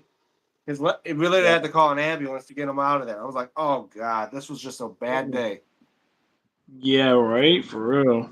And I'm thinking we're just trying to train in the wrestling ring. I'm like, well, I'm saying, that's why I tell people it's like. That's why I say, like, for me, I hate when people say fake. It's like you try to do exactly what they do we do in this ring, and if you end up hurt, you telling me that's fake? Like I nearly almost then I was just me and my brother just training, and he nearly almost paralyzed himself because of this little incident. And I felt bad for myself because I thought I messed up, but no, it was just the way we did it. It was all wrong, and yet we never blamed each other for that. But that day, I thought it was my fault because I thought I dropped too early or something like that to make him fall on his head. Right. But luckily, he wasn't paralyzed. It's just the disc were a little bit like cushion. They stretched him out, and he was okay. Okay, that's luckily good. enough. Yeah. But as I said, accidents happen. Oh yeah, they do. Accidents do happen, and not really much you can do except for hoping that the person's okay. Yeah, and then it's like that's why I hate when people say about wrestling being fake. It's like, you ever step in that ring? You tell me it's easy. Oh, But they don't once know you the get, definition. as I say, you don't know how to take a bump, if you don't know how to land, and you're saying that's all fake, you realize once you get paralyzed or you have a broken bone because you did something wrong, you're gonna tell me that's fake? No, it's not. Mm. That's what. As I say, I've seen people get hurt for real, and Oh yeah. it's not fun. It's I won't say it's fake. No, I'll never say it's fake. There was a video I watched, and I think it was from Tough Enough, and I think you may have seen it too, where Bob Harley was Oh yeah, pretty much well beat no, up that one guy. Bob Holly, he's a guy you don't want to mess with at all because he's a guy that literally would take things way rougher than Yeah. normal. See, I mean, that's he what I'm would saying. literally straight. That's what I say. The reason why they probably call it tough enough is he wants to prove if you're tough enough to do what they do. Like if he like they say, the worst thing to do is take chops because all you're doing is actually you're like Like he is literally the punch. Like I say, the punches and that and the kicks maybe not as full on 100% of their strength. And two, they have an open fist punch like something instead of like this, it's more like something yeah. like this, not fully open. So when they get hit, Oh, it doesn't have a full force. But but with a taking a chop, chop, but a you're taking chop, the full. that's a full on 100% thing. It's not going to hurt Mhm. like a punch, but It's it's going gonna. to sting. It's like if you don't know what it feels like to get chopped, just piss off a woman to have her slap you across the face. Well, that's You'll even know that's what a even worse. chop feels like. I was saying That's it's equivalent to that, except thing is you're not getting slapped across the face. It's a constant slap to your chest or anywhere they can slap you. And you're yep. gonna tell me that don't hurt? If you See, that's have what I'm no saying. nerve, as I said, unless you have no nerve receptors in your skin to where Mhm. you can't feel that, or you have Oh, enough calluses where it doesn't hurt at all, I'm telling oh you, yeah, no, those hurt. not for the people who say it's fake. Oh yeah, I don't think so. They gonna feel it. Like the chair shots. Yes, they're Mhm. not swinging 100% with the chair, and especially like they're hitting them with, and plus you're getting hit with the side to the stomach and then all to the back.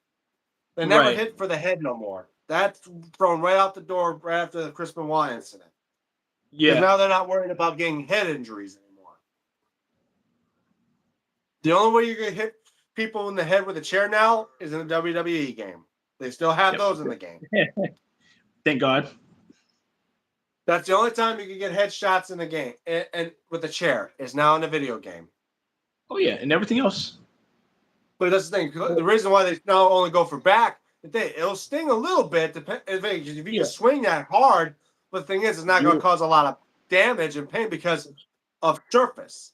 Say like a Yeah. blunt force to your back, it may take the wind out of you for a minute, but it's and sting for a little bit, but it's not causing big damage. Right. Now, like a Exactly. kendo stick, that's a whole different story. They're swinging with all their might, and that's going to cause welts and bruises. But like I Yeah. say, you can't fake that. No, you cannot. Those things hurt like a mother. And excuse my Well, believe me, language. no problem. Hey, like I said, this is try to make it family friendly as possible. It's unsanctioned and uncensored. So whatever we do happen, it happens. But I do say, getting smacked with that thing, it's bamboo. Yeah. I Exactly. mean, I had a guy. When I first started with those guys at UWW, they took a wooden broomstick and smacked Mhm. it across my back. It wasn't pre-cut or anything. They literally just smacked it and it broke right on my back. It left a Wow. big red welt across my shoulders. Woo. So when people say what I do is fake, you No. think I painted that welt on my back? No, You won't be it able to hurt. reach that. And like this, slam on thumbtacks. How do you say that's fake? You can't fake that. No, they don't hurt.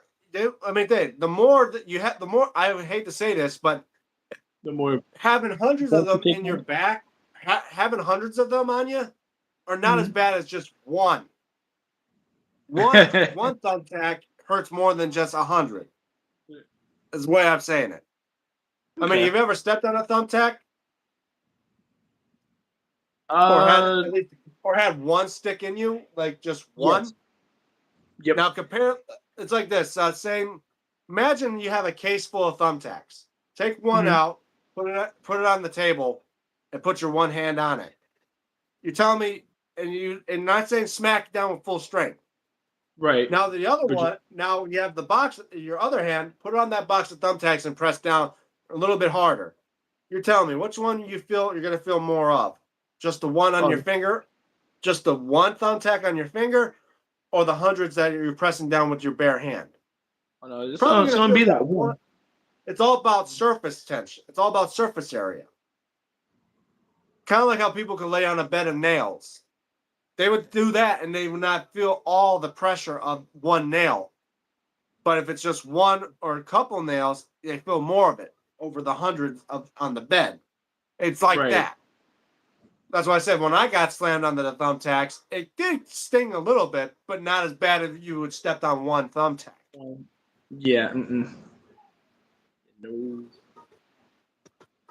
Luckily absolutely enough, I not. didn't have to deal with the glass. Glass is a whole different story. Well, I That couldn't one imagine you have that. no choice. When people use glass, that shit's real. Yes. You can't Completely. fake that. Because Not with glass is a whole different opponent you play with, you don't mess with. not when you're getting punctured after getting slammed through one. Yeah, nah. Well, they like those that do like backyard or garbage wrestling, they call it. Death Yep. match wrestlers, they use light tubes. Those are much of a different strand of opponents to deal with because not only you worry about the glass smacking on you, cutting you up, but worry Yep. about the vapors that are coming out of those. Because Oh, fluorescent light bulbs, those are mercury vapors. Your best bet, you don't want. That's why they don't break a lot of them. Because God forbid you have all that vapor going around. Because mercury's poisonous. That's why it they can may do kill. one or a couple, and they do it in an open area, a ventilated area.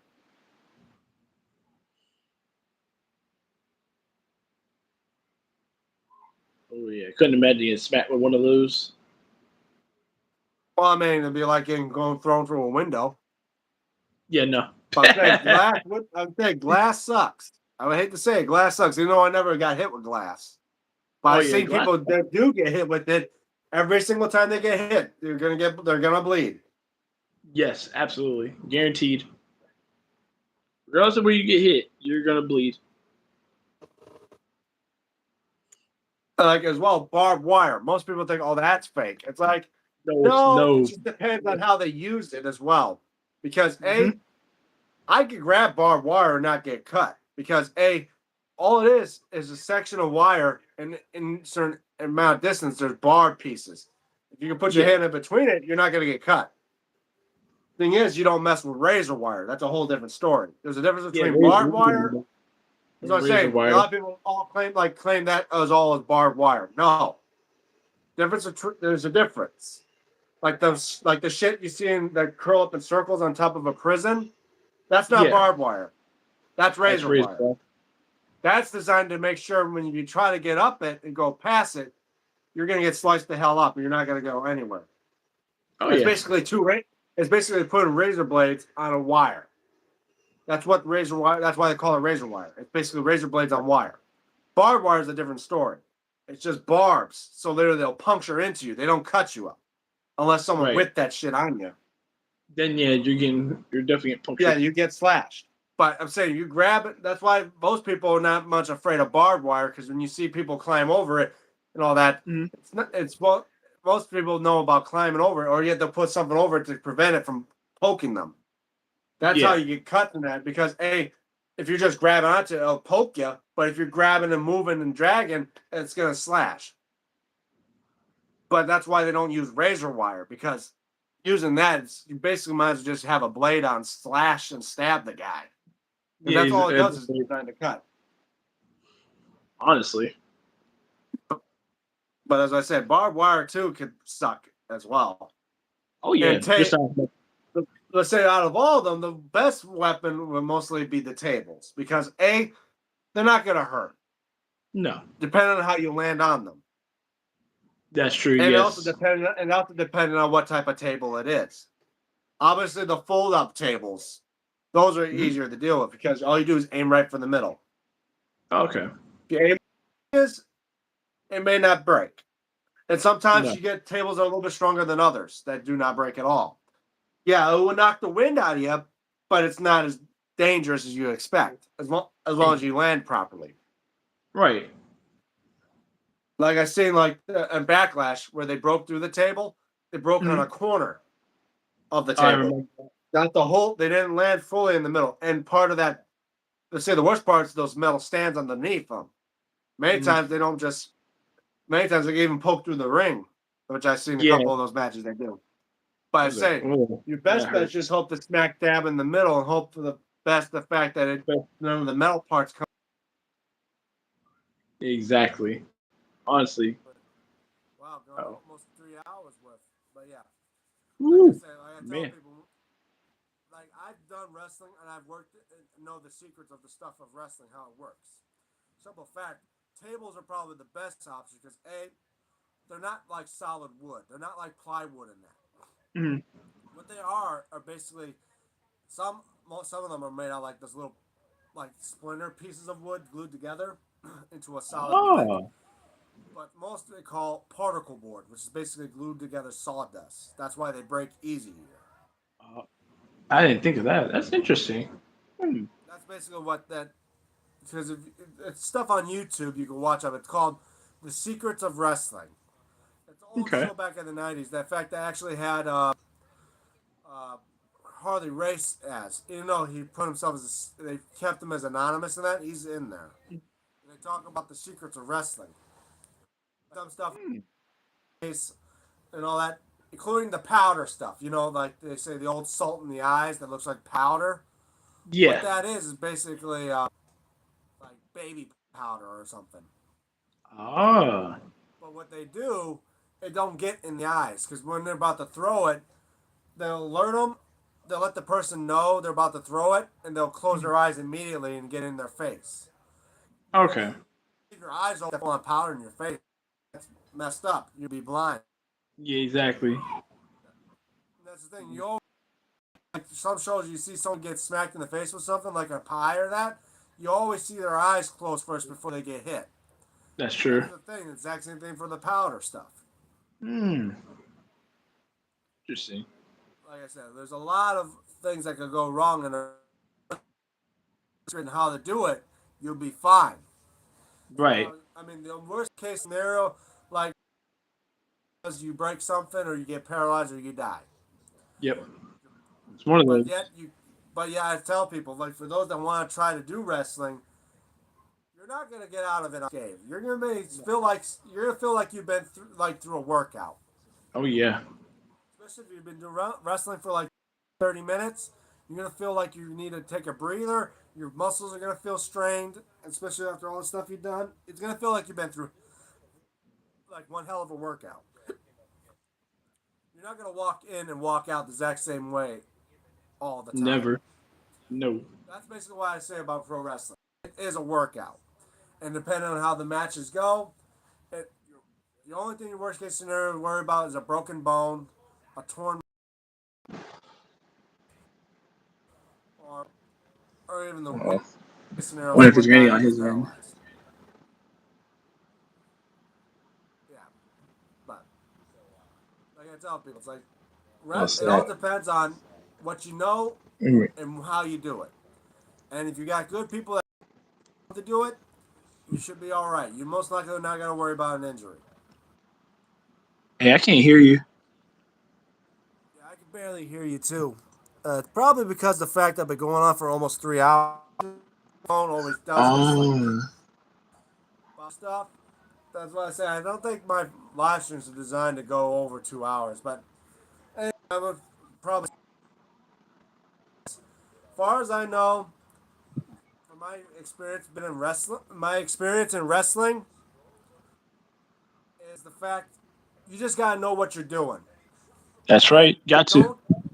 And the fact is, you gotta have when people teach you, don't let it go for one. Like, don't have an ego. Don't think you know what you're doing. Because you gotta remember, wrestling is kind of like it's kind of like playing football, hockey, basketball, all those. It's a team related. It's a team related Sport. event. Yeah. Everyone's working together. Everyone's trying to make sure nobody gets hurt. That's how wrestling is. It's it's not just you; it's the person. This day, you not only got to worry about your own health, but you also got to worry about the health. You also not only got to worry about your own health, you got to worry about the health of your opponent and the others that are around you that may get That's right. involved in the match. Exact same thing with your opponent. He's worried about himself and about you and everybody else. It's a team building Right. effort. And as long as you do it right and Absolutely you don't right mess about that. anything up and the people are entertained, you have a good day. That's how wrestling is.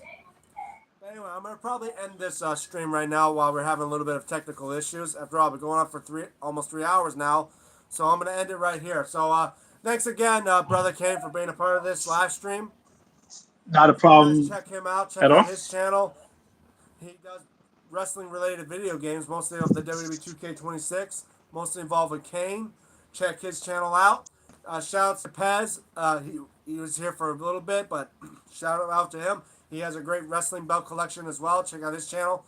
Shouts to Dex. Shouts to Stephen Hammer. Check out their channels. Yeah, and don't forget, check out Brother Kane. Check out his channel. Subscribe. And again, guys, make sure you hit the likes on these videos or this live stream. And don't forget to check out my main channel. Over nearly 800 videos. Oh my God, that's so many videos. And as well, previous live streams. Like, share, and subscribe. Guys, we already reached 900. Next goal, 1,000. If we get to Oh 1,000, yes. it means I'm going to give away that WCW television title right back there. Mm. Oh, the damn camera. I got to figure out some way to do this differently. Yeah, anyway, so again, guys, like, share, and subscribe. And don't forget to ring that notification bell so we start matches for notifications of next week on Saturdays and Sundays, possibly weekdays if I'm off work. Who knows? But as well, upcoming videos that are going to be happening on my channel. Obviously, someone later today about me celebrating reaching the big 900. And eventually down the line, we're going to do a 900 subscriber belt giveaway to where you guys enter in for a chance to win. And your chances to win one of these homemade belt options made by yours truly, given away to you, just my way of saying thank you, free of charge. Anyway, again, guys, I'm DMTombstone Belts. That's Brother Kane. And for DMTombstone Live, signing off. See you guys next week or sometime later or with this video. So I know, see you guys later for the 900 subscriber celebration video. Have a good day, everybody. See Brother ya. Kane.